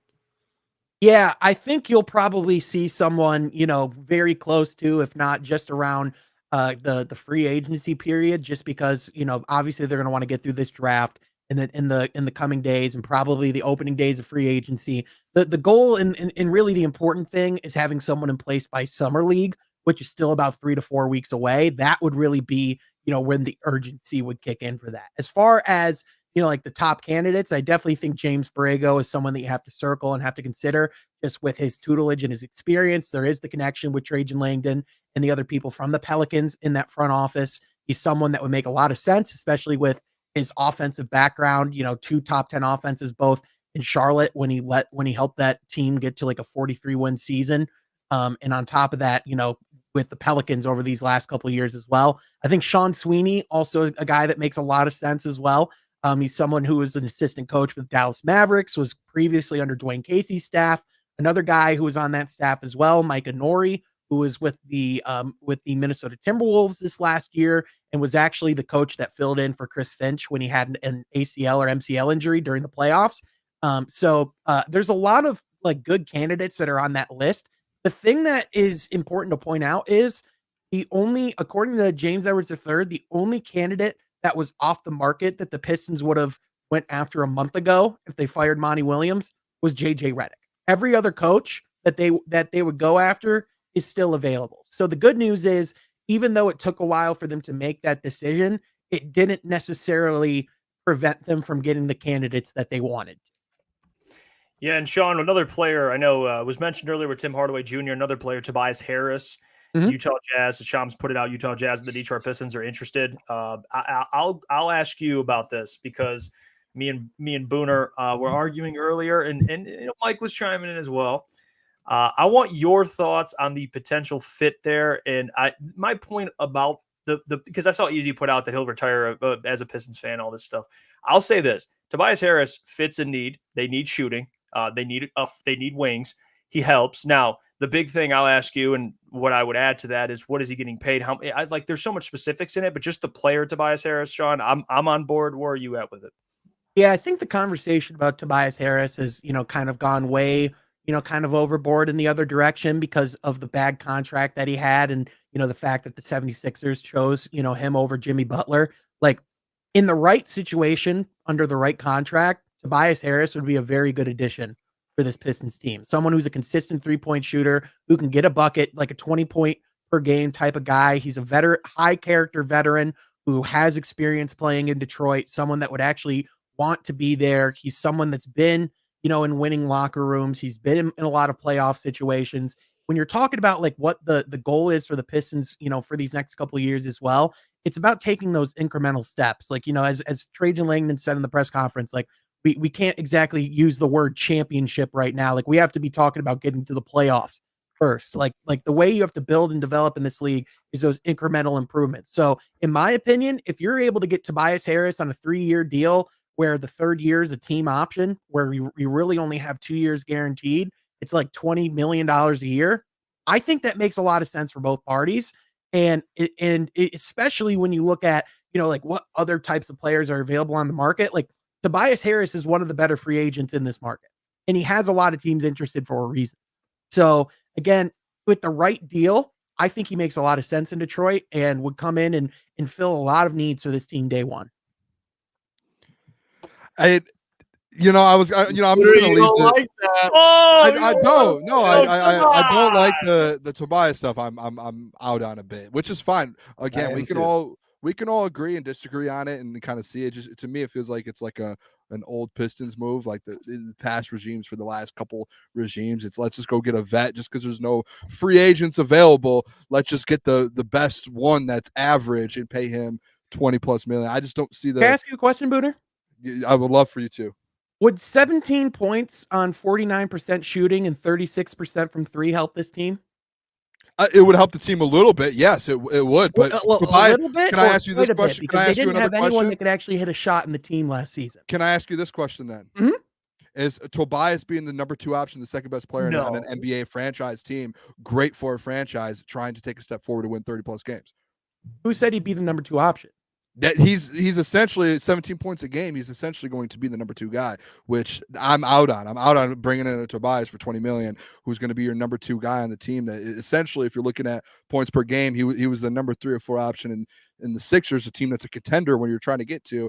And it just, to me, it doesn't feel like it's like a step, like it's a little step forward, but we're trying to take a big step. We're trying to like turn the franchise around and going back to a Tobias. I don't know. It just, to me, it's just not like it's not like a massive needle mover to where you can go out and you can make moves like Brandon Ingram, or you can go bring in 1-year contracts and go get someone next year in free agency. There's a lot more free agents next year that you can go out and spend some more money on. So there's just things like that to where it's like, just because we need to spend money now doesn't mean you need to go bring guys in for 2 or 3 years at $20 million. Just be like, hey, we did it. Even though like he's like, if this is the top of the free agent market, doesn't mean we need to do it. That's where I'm at with it. So a 15-win jump would not be like a successful season to you then, like a 13-14. Tobias Harris isn't going to win 15 more games. I'll guarantee you that. Just Tobias. I'm not saying he alone would win you 15 more games. That's not what I'm saying whatsoever. But like, like when you talk about what this team really needs, like, yes, you want to hit a home run. This team just needs to get a couple guys on base first. They need to get some players that can actually come in and play. Look at what they did last offseason, going out and getting guys like Joe Harris, Monte Morris, who, either just straight up couldn't play or you didn't want to play on this team. He's one of those guys that, is he an all-star? No, but he's a quality starter and a stable veteran that would help this team move forward. That's just my opinion. Again, like you bring him in and he would average 17 a game last year. He's 30+. I don't know. We keep going back on this because I just cannot see a world to where it's like, hey, let's bring Tobias in for the next 3 years at $20 million. And he's going to be your second option on this team. And he's going to help. He was your third option. I just vehemently disagree this scenario where he's just automatically your second option day one. Like Trajan Langdon's made it adamant, like at the press conference, and since he's been able to speak to the media, that he wants to see if the Jaden Ivey, Cade Cunningham fit can work long term. I don't think if you bring in a Tobias Harris that he's automatically your like one of your cornerstone pillars second. He could be your third option. He could possibly be the fourth option by the end of his time in Detroit. And so you're spending $20 million for a fourth option. I'm out on it again. Like I'm out $25 million or whatever it's going to be. I'm out on it. I can't do it. I just think like if you're gonna bring guys in, go through the real rebuild. Like we don't need to do what the old Pistons did and just bring in these vets and be like, hey, let's just sign a vet for 3 years because the free agent market's not great. Let's spend $25 million on this guy when we could say, hey, why don't we just bring in bad contracts, take on assets, go on a 1 year thing to where, yeah, if you bring in two or three vets in the trade market, take the assets and kind of go through that process. You're not going to win 14 games again, but you're probably going to improve because you just improved your team a little bit. And then next year you go into free agency, spend some money, make a big blockbuster trade. You're in year 2 of a Dalton Connect. You're drafting again in the first round, and now you have actually a team that's getting built instead of being like, let's just bring it to Tobias 17 points a game. Yeah, it's cool, but he did that on a Sixers team and couldn't even win they're contenders that can't win. So is he going to come in here and be our so the Philadelphia on the worst team in the league? Past the second round because of Tobias Harris. Is that what you're telling me? The problems of Philly were Tobias Harris. If that's good though. Like why would we? But we're paying him $25 million. You saying what? We're paying him 25 to come in and do what? He couldn't do anything in Philadelphia. He couldn't help finish them your win. sentence. Holy shit. Finish my. I just did. He did nothing in Philly to help them win a championship, and he was their third option. And you want him to come in as our second option for $25 million. He could have been prime Kareem Abdul-Jabbar if Joel Embiid wasn't going to be healthy past March. What's the conversation? This Tobias talk is just old Pistons talk, being like, "Oh, this is awesome. Let's just do this." It's unbelievable to me. Why don't we build a team?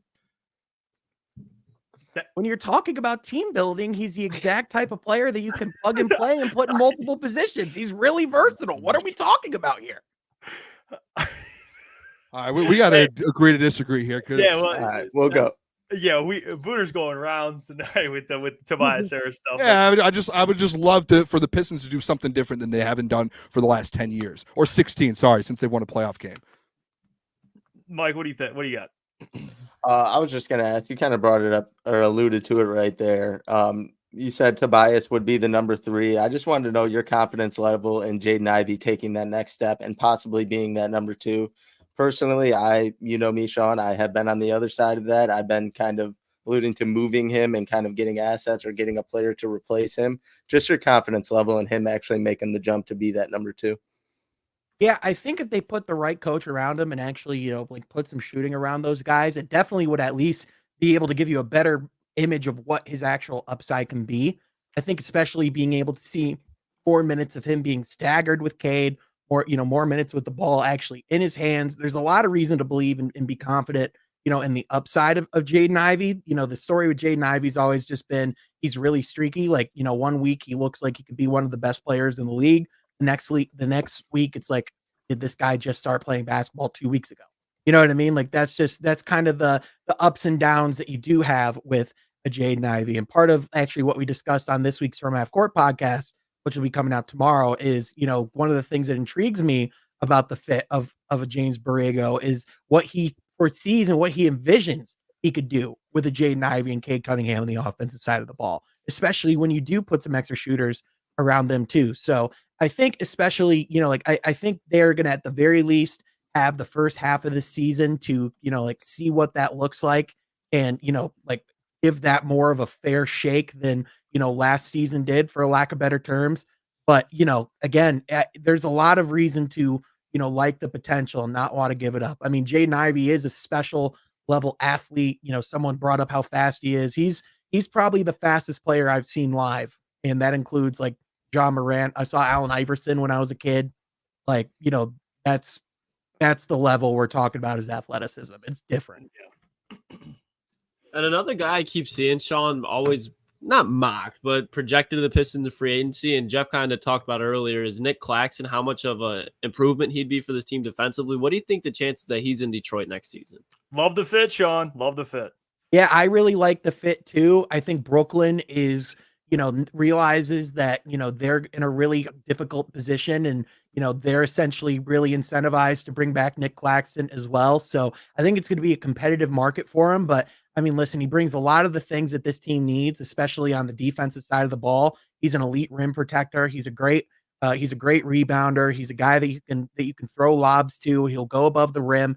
He's really athletic. There's a lot to like with his game there. My question would be, what would the overall big rotation look like if you were to bring in a Nick Claxton? Because, especially when you look at where the league's going, when you look at what the Pistons are doing and just who they are as a team, I think you're going to want at least one look where you have a five out look, like the Celtics. They were deadly with their 5-out look. Just about every team that was in the playoffs has a 5-out look of some form. Right. So, and with how much Trajan Langdon emphasized shooting, you're going to need at least one big that can stretch the floor. If you bring in a Nick Claxton, he's not doing that.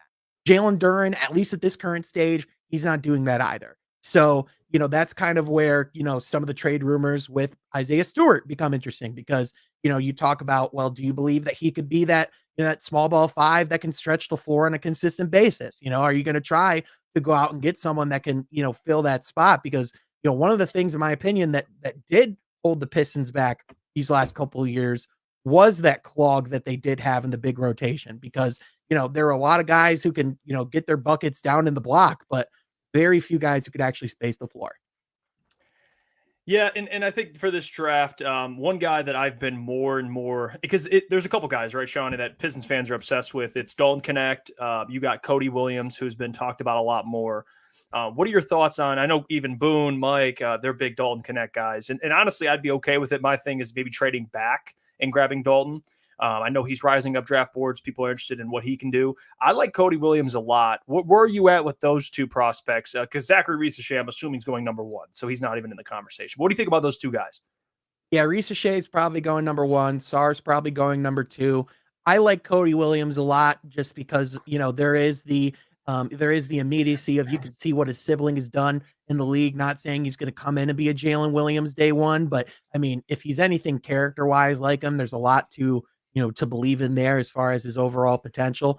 I'm going to be interested to see if the Pistons can actually, do anything where they can trade back and get some assets and still get a player that they really like. Because, again, with the way this draft is, like, is it really that big of a difference between who you can get at 5 and who you could get at 9, who you could get at 10, right? So I'm interested to see what they do. It will be someone in that ilk, though. I know Bazelis is the player who's like the current Vegas odds, like the number 1 player, like for potential to go to like number 5 right now. I would personally say Cody Williams is probably the name. If the Pistons were to keep that pick, that would be my hunch. Yeah, and I agree there, Sean. We appreciate your great self today. You guys can check out Sean. Link will be in the description. Me and him every Appreciate week you, Sean. From F Court. Appreciate you guys. Hey, Booner, I love you. I hope you know that. Yeah, what good old Tobias Harris banter. Sean, we'll catch you tomorrow. Actually, no, you'll be busy. You'll be working. So good luck. We'll be in contact. We'll see if I might be able to join via my phone or something from this facility. We can figure something out. All right. Let's make it Well, I'll happen. see you later, Sean. We appreciate you. All right, thanks, guys. No problem. All right, there you go, Mr. Sean Murphy joining the program there. Yeah. You know what, Great Boone? stuff. You know what, Boone? I love this. This is like Boone with a vengeance today, dude. He's hot. He's hot today. I just don't. Yeah. I told you guys. I said it 8 months ago. I said I'm not talking Pistons until they either fire Troy Weaver or he sells the team. Fire Troy Weaver. All right. It's time to talk Pistons. If we're talking Pistons, I'm gonna let you know how this is how I feel about it, whether you like it or not. I do have a basketball brain over here. I do agree. You do have your opinion. We disagree on Tobias Harris, but hey, it's okay. I agree with you, Boone. Thank you. Yeah, I think you guys are just underrating him a little bit. Again, it's not underrating. He's a good player. Dude, this is where the argument, the conversation where people are like, oh, people are hating on Tobias. This isn't a Tobias Harris hate segment, whatsoever. The man averaged 17 points a game in the NBA. Let me check something real quick. I'll just do a favor here. I'll fact check myself here and I'll call myself out. Are you ready for this, Jeff? Are you ready? I'm ready. Yeah, I'm ready. All right, let me get it here. Regular season, NBA. How many players in the NBA averaged 17 points per game this year? 58. 58 players averaged 17 points a game. He averaged, where was he at listed? 56 in the NBA. That's good. This isn't a Tobias Harris hate thing, like whatsoever. He is a very good NBA player. I just don't think Tobias Harris being the hill that all Pistons fans right now, all over Twitter, everything being like, we have to go. Like, this is a good signing. This is a great signing. This is great for this team. I don't think that's a thing to sit here and die on at all. Like, that's just not. No, that's like I old think Pistons organization stuff. Being like, yeah, Tobias. I don't agree. Who else is available? Who else is available in free agency? I don't agree, but Tobias. I don't move on. Don't. You're thinking of money. Yeah, I think where we disagree is we agree he's a good player. He's fine. 17 points a game. He's efficient. He can shoot the ball. He fits a need. That's where my argument stops. Like that's why I'm okay. Like the Pistons are. You just said. They're going to probably win 20 games next year. So like, I'm trying to get better. I didn't want to sit through, which is fair, but when you're trying to, I want a player that can contribute. Is he a long-term building block? We agree. No, he's not, but it doesn't mean you only sign long-term building blocks. Like, I mean, you can also sign just good players, right? But spending $25 million in 3 years, that seems a little longer term to me than when you're going to have to turn around and maybe get rid of the contract or do something. Yeah. Because, and I'm just like, I'm kind of out on that. Like, to me, it's like, let's build from the bottom up, do what like the Pelicans have done, do what the Knicks have done, take that route a little bit. And yeah, but early on in the rebuild, a month in, signing a Tobias right away. Yeah.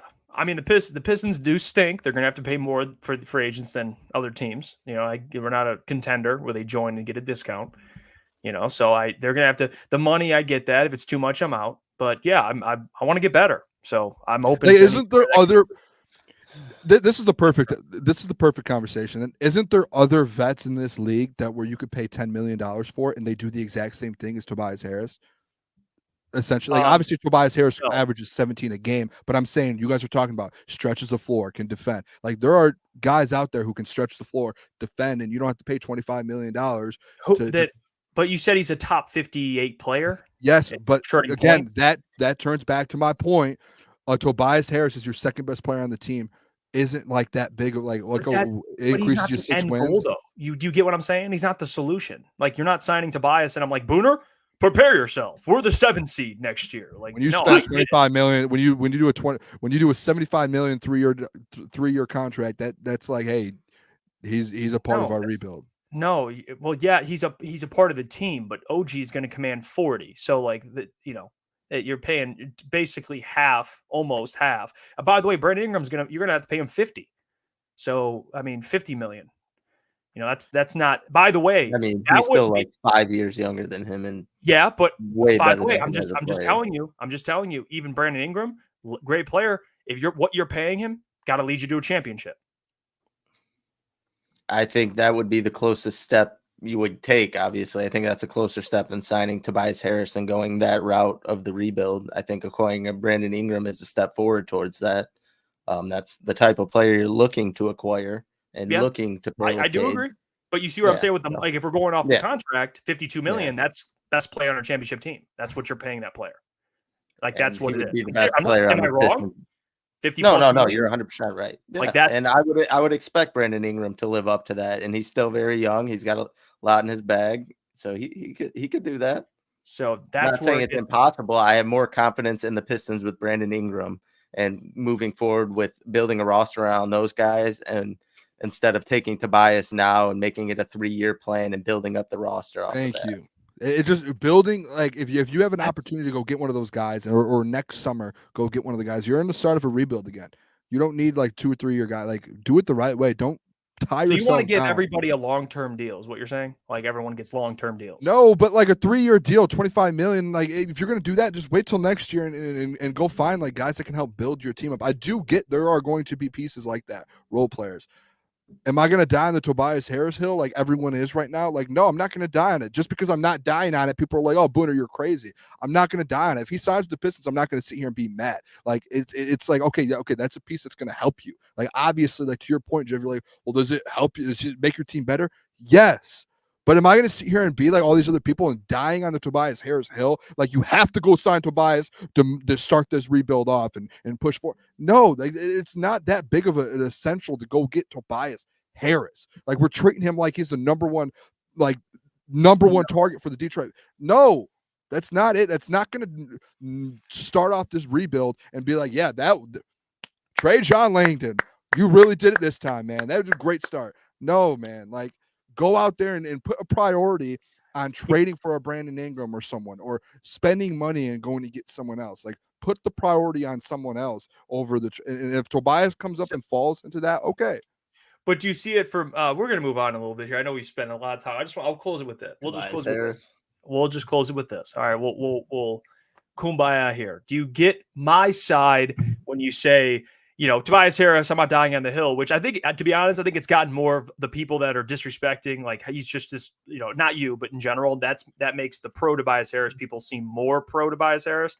I think most people who are okay with the signing are just like, yeah, cool, he'd be a good signing. I don't think anyone, at least I'm not, and I don't think Sean was when he was talking about dying on the Tobias Harris hill, like he's the savior. But do you see when we mentioned the top free agents in this class, Tobias Harris is probably like the second tier, like, which like, can we have a? I do get that. Can we just have a? Let's do a. What's the word? Because we're not getting Paul George. He's like the best available. Okay, well, let me just break this down for you. Let's do a this or that. OG, maybe not. Probably not. Can I give you a this or that? Sure. So let's say Tobias, what, 20 to 25 million? Yeah, correct? we'll just go that number. Let's say 25. All right, let me just start here. Let's start at 25 here. Are these free agents? Free agents. These are free agents that recently, within the last couple of years, not free agents. No, I apologize. These are players around the NBA with contracts that would be similar to Tobias Harris. All right. Are you ready for this? Yep. The first one, I almost said Jalen Brunson. Jalen Brunson gets 26 a year. So, like, you're paying Tobias. Say you end up giving him a $25 million contract. I know that's like Jalen, but still, like, think about the signing from the Knicks from the that's okay, that would have been a great signing doing that. But let's do a couple here. Like, who would you rather have, Kyle Kuzma or Tobias Harris? Well, I would have Kuzma. Okay. But again, it's Aaron Gordon, Tobias Harris. I would that one's more in the middle. I would probably honestly go Tobias because he can shoot better than Aaron Gordon. Aaron Gordon's more of like a rim runner. Yeah, but you have to also mention, Booner, I'm just adding this, when these guys signed, because it is, but I'm just giving an example of what certain guys. Yeah, but I'm just giving an example of some guys. I'm just giving an example of what some guys are making compared to Tobias, because it might grow or not, but it's going to be a couple million. It's not going to be 15 million, and some of these guys grow. Like, it's not going to be that. Like Kyle Kuzma, he's probably going to get more money, but that's what he's signed for. So, I mean, we're just talking about this Tobias. I'm over this Tobias. Yeah, I get it. It's just the dumbest thing over. Because it's like I'm dying on the hill, and it's not a hill I'm trying to die on, because if they sign Tobias, we can end it. Yeah, we disagree with it. It's fine. It's not a big deal. The contract thing gets a little tricky because, like you mentioned, Jalen Brunson makes 26. Like, are you going to use that metric? No, because he got signed. No, but the example of being like, he got signed a year or two ago, but it's like those are the type of guys you're looking to bring in, not 30 plus guys who's played 13 years in the league being like, oh, let's just go sign a guy who's going to be average for you. And when you're trying to build, like the Knicks went out and got Jalen Brunson, who had potential, and it was like, hey, let's sign him for this amount of money. You want to go get guys who are going to be able to help your team in the future. That's the point I'm trying to make. It has nothing to do with how much you signed for at the time. You're trying to build for the future. That's what Brunson signing was. Yeah. And you got to also just mention too, again, and you understand this, and we all do, that it's the Pistons. So you're gonna have to pay more. It comes with it too. Like, unfortunately, like New York and Detroit at this point is like not a desired market. You're gonna have Josh to pay Hart just signed for 20 a year. Like, I would rather have Josh Hart over Tobias Harris. Well, you know what? That's your opinion. Just because a guy scored 17 points a game doesn't mean it's always like, yep, that's awesome. With that to the highest degree, but I like Josh Hart. It's a great glue guy. Great. You know what? Sorry, go ahead, Jen. Glue guy? Okay, continue, Mike. What were you saying, Mike? I would say Josh Hart's a baller. I don't know if like the fit would be all that well, because he is not that great at shooting by any means, but he can grab an ass ton of rebounds. He can play good defense. He hustles every second of the game because, the Knicks play him every minute of the game. So I like Josh Hart, but I don't know if that's like the fit.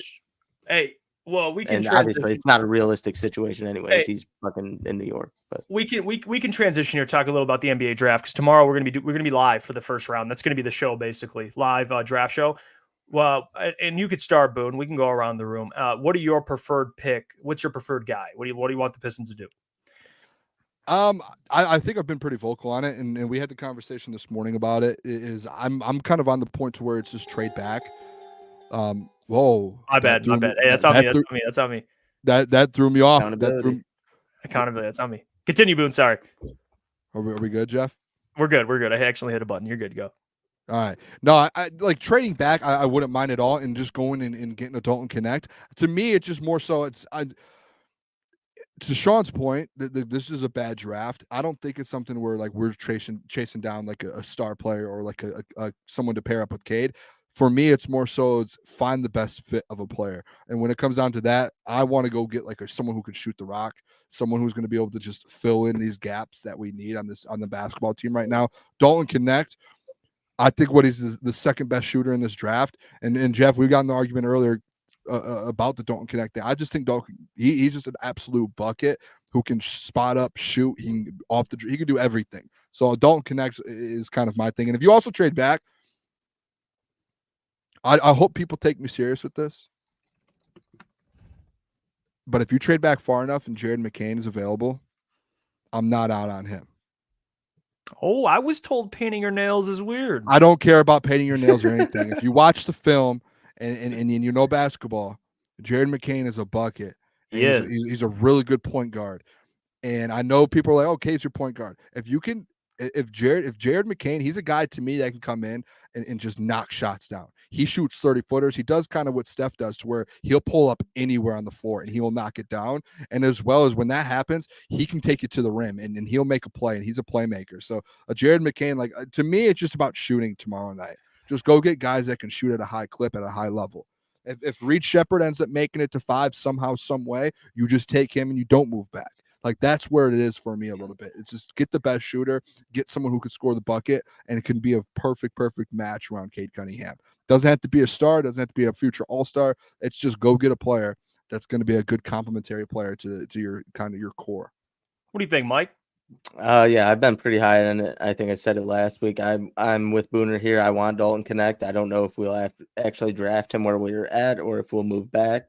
I wouldn't mind Reed Shepherd, but like we talked about earlier, Jeff, I think he's going to come before us, and we probably won't have the chance to get him, but I wouldn't mind it. I'm in the same instance as Booner here. You need to go out and you get a shooter. I don't want to go get a prospect that needs to be developed for the next 6 years that can't shoot, we have 8 game clips of his actual film. I don't want any of that sort of prospects. I want a guy that's somewhat proven, can space the floor, and can be a good asset next to your number 1 player in Cade Cunningham. I'm not saying this player will start, but just someone that can space the floor and shoot the ball, please. Just be a little polished. I don't want another Killian Hayes. I love Azor Thompson. I think he has a great defensive upside, and he can do a lot of different things on the rush, but we need a shooter, man. We need to get some shooters on this roster. I will say, to your guys' point, I agree.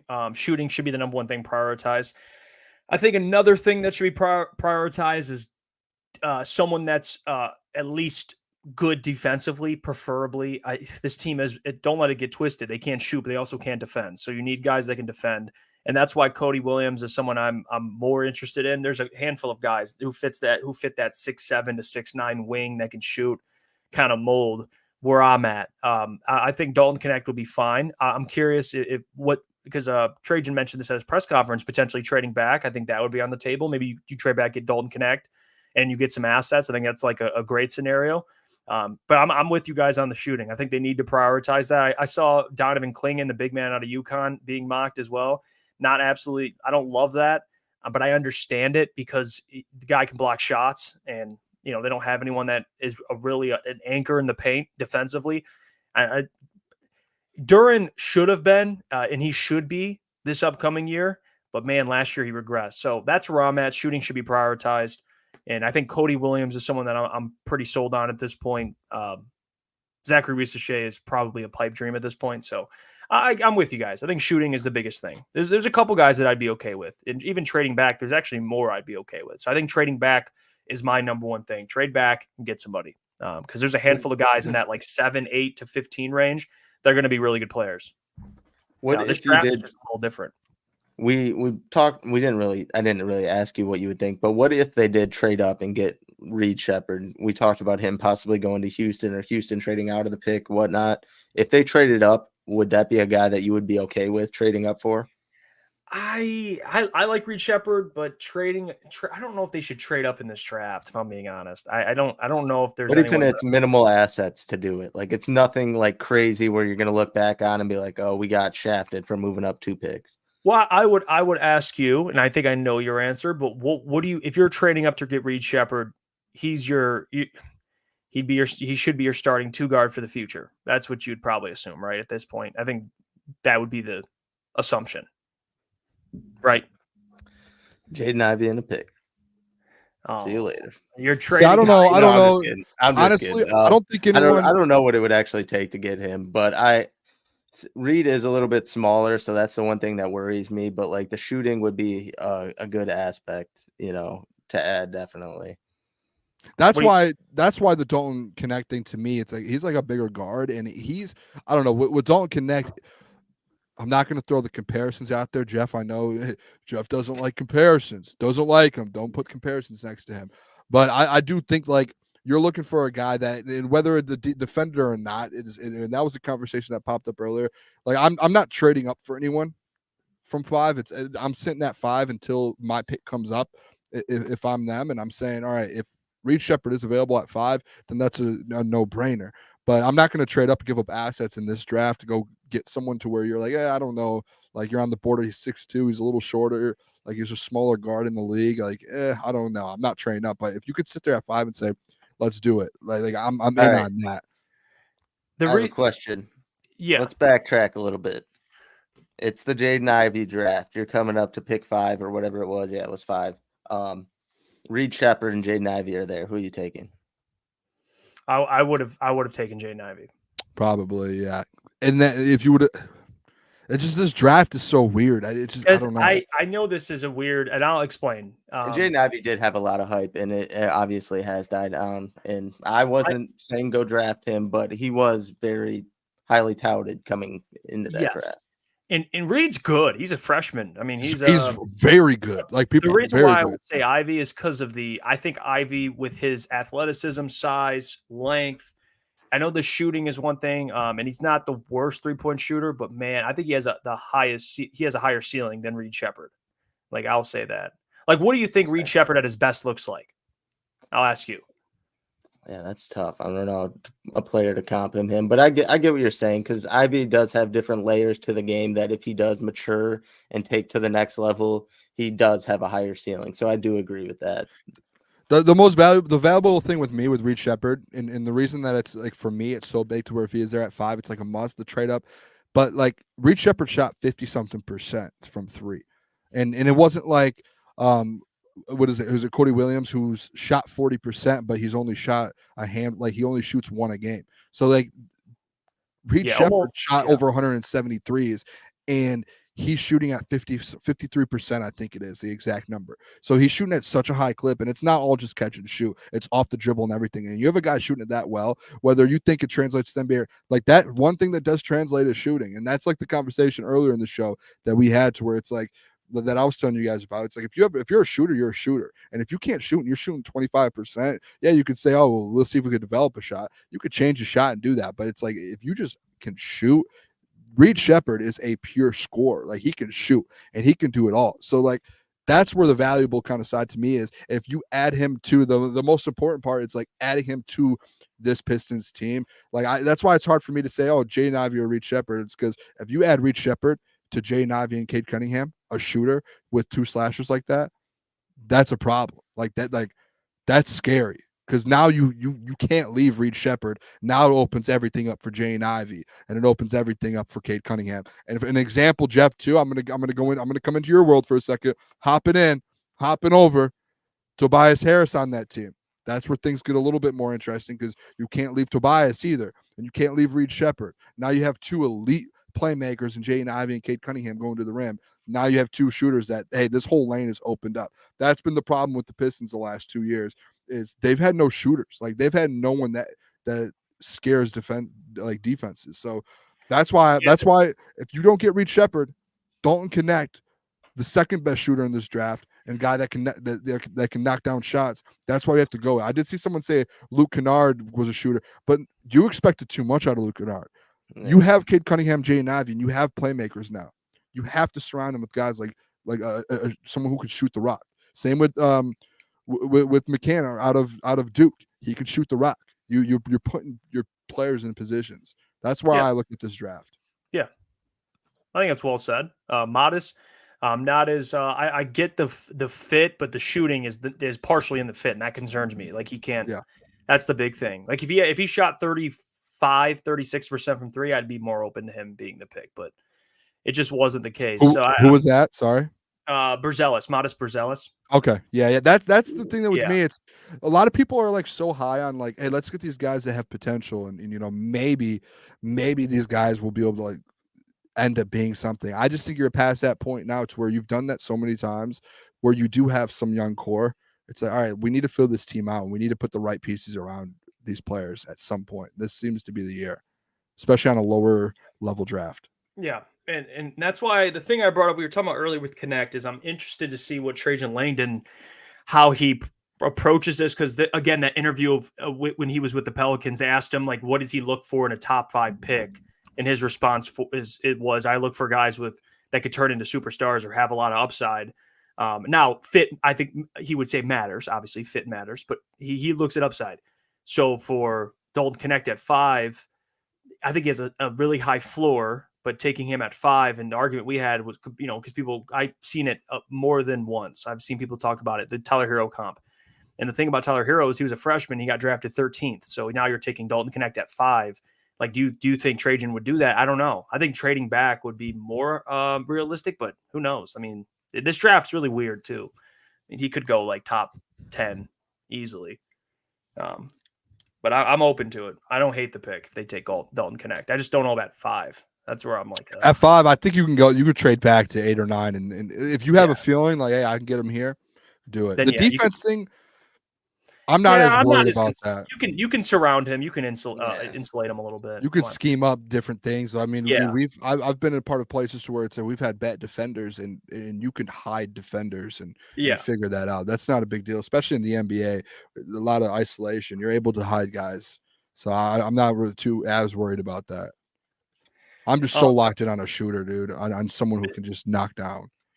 Billy the Kid says Modest shot from NBA 3 though. He shot 40% in high school. I don't think who we draft this year is playing, so we'll have time. Yeah, that's the thing though. And I get Billy the Kid's point. My response would be, if I had a nickel every time someone said if this player develops a jumper, I would be very rich. So that's the thing that you have to always take in consideration is like if he develops a jumper. And that's not always promised. They did bring in Fred Vincent, who's like one of the best shooting coaches in the league. So hopefully he can help Asar and help everybody. But man, to take him and just hope he gets his shot right. I know he shot 40% in high school, but man, it's so tough to develop a jumper, dude. It's like, look at Jaden Ivey and what has Jaden Ivey's increase been the last couple of years? That's going to be a question here. I want to pull that up real quick. Yeah, and I think it's about like you look at their form too. Like and I think Ivy he's never going to be a great shooter, but I think he could be just a fine 3-point. I think he can get 35%. Like that's, and what was he, 30? He's gone 30. He shot 30. He shot 34 his rookie year, and he shot 33 last year. So he went one down. I just think like for a guy like Ivy, dude, he's shooting 30-something%. The new shooting coach could come in and help him. And then it just comes down to like shot selection at that point. Maybe like, tweak a couple things, and doing something. He can easily get to 37, but these guys that shoot 28, 30, and you're like, hey, let's get them up. That's where it gets a little tougher. It's like, dude, you just don't have a good shot. You just don't have a feel for the game. Yeah, that's fair. Well, let's get to a couple questions here before we close the show. David Tourette says, mailbag, unlikely, sure, but with Weaver in Washington, by the way, he's the advisor in Washington. So, hey, he's advising the Wizards. He says, would they and us entertain Duren in pick 5 for pick 2, throw in other small players if Washington wants our contracts back? So you basically be trading Duren in pick 5 for Alex Sarr. No, I wouldn't do that. I don't. I get what you're trying to say because the Weaver connection there, and maybe you get a contract in return, but I don't know if that deal alone would make sense. I don't think that would make sense. And I like Alex Sarr, but yeah, I don't know about that one. If I'm being honest, I don't know. I think if you could, obviously, you can move someone outside of Jalen Duren. Maybe you do like an Isaiah Stewart, Jaden Ivey, kind of entertain those. I wouldn't hate it, but he says so. No for Washington, but would you say yes? I think Washington. To be honest, I think that if I'm Washington, I'd take that deal. If I'm Detroit, I don't think I would offer that deal. I don't know. If I'm Washington, I get pick 5 and Duren for number two. Are you guys out on moving up? I don't want him. I don't think moving up in this draft is like a. Yeah, I don't know if it's worth it, to be honest. I usually would say too, like I'm preparing myself to stay at 5 and take, someone that we just haven't talked about, and they're like, oh, but that's like kind of trades on Langdon. Hopefully, it's kind of a newer regime in here. We don't get that same thing. Ryan says, "Hear me out, Boone, Kate Ivey, Fettuccine, and Tobias." Fettuccine sounds good. Kate sounds good. Hey, I love Fontecchio. That's my guy. He's That's a my dog, guy. dude. Absolutely. He can shoot it, Mike. Come on, Mike. very fine player. Yeah. Very fine role player. He's only a starter on the Pistons because we're ass, but now you watch what you say about Fettuccine, all right? he's a very fine role player. He'd be a good player off the bench on many teams. Unfortunately for him, he has to be a starter here. All right. Yeah, like if you put him on, and this is crazy, like if you put him on the Sixers or like the Celtics or something, he's probably like low minute guy. He might be like a low minutes guy. No, the Celtics bench is ass. Maybe he's coming in like 7th or 8th man. I don't know. He'd be nice off that Celtics bench. But he's starting because they got Hauser, right? Hauser off the bench. Yeah, Joey. Yeah, I think they would throw Fontecchio. But my point is, he's starting on our team, and he would be coming off the bench on like. Yeah, I don't know if he should start on the Pistons. I don't know. Such an interesting. I hate this place that we're in is a Pistons. I mean, with given the current roster, he should be starting. But like, if the situation was better, you would hope that he would be coming off the bench. You would hope, but we'll see what happens. I love this. Clinton says Valenti said Cade would be on the bench. And you guys get mad at me for just saying I don't want Tobias Harris. That's just ridiculous at this point. I have a simple take that I don't want Tobias Harris. This man says Cade would be coming off. Like, what are we? I mean, wow. That is called, wait. That you know what? To my fellow Italian Valenti, that is wait. Yapping. That is a case. Do we have breaking news dropping? Is this Mikal Bridges? I'm guessing. Oh well, yes. Mikal Bridges just got traded to the. I can read it off for you guys. Are you guys ready? So they got all the Villanova boys together. The Brooklyn Nets have agreed in principle on a trade to say. And Jeff, I'm going to tell you this. Remember what we said like an hour ago? I said there's going to start being trades of guys that potentially maybe not doesn't apply. They traded 4 first-round picks. The Pistons can't do that, man. I know. It doesn't they apply. Packaged Bohan too. And one thing, they're not going to sign OG now. Trust me, I love Mikal. Would be my perfect player on this team to just drop. I know my point is that there's going to be players in play that we don't know about. Essentially, that's like remember I said starting tomorrow to the season. This is the first. Already got one. 4 unprotected first-round picks. A protected first-round pick. Yeah, that's the great trade by the. The Knicks are going all in. And the Nets, great trade by the Nets as well, because they have a ton of first-round picks. So many. That's what, those teams can afford to go pay for guys, too. You got all those first-round picks. Yeah, so OG. But OG's out of there. Right. OG's signing somewhere else. So OG is in play. OG's in play. Because there's not too many teams that can offer him as much as the Pistons can. You know what I mean? There's that, too. So, you never know. I'm cool with OG. I am. But I'm also cool with all you guys tuning in. We appreciate 5 you. first-round picks. We'll be 5. back. Oh my, yeah, man, yeah. Well, And it's all- Bohan. It's just a sprinkle on top. Like, here, take this old man. yeah, a little He's sprinkle on 38 top. years old. He has a bald spot. He's played like 20 games in the past 2 years. And it's cap. That's for cap. He's making how much? Like 20 million. So that there's the you could fit Michael in there too. Pause. But we'll get out of here. We appreciate you guys. Tomorrow. Good to be back, boys. with Talked the a doc. lot. Had a lot to say. We'll be back with the doc tomorrow, so be there. Klotz, he wasn't feeling well, so that's why we didn't kick him out or anything like that. But we'll catch you guys tomorrow. Stay safe out there. Don't forget to tell a friend, and get your merch, officialctsports.com. Until tomorrow, we'll catch you.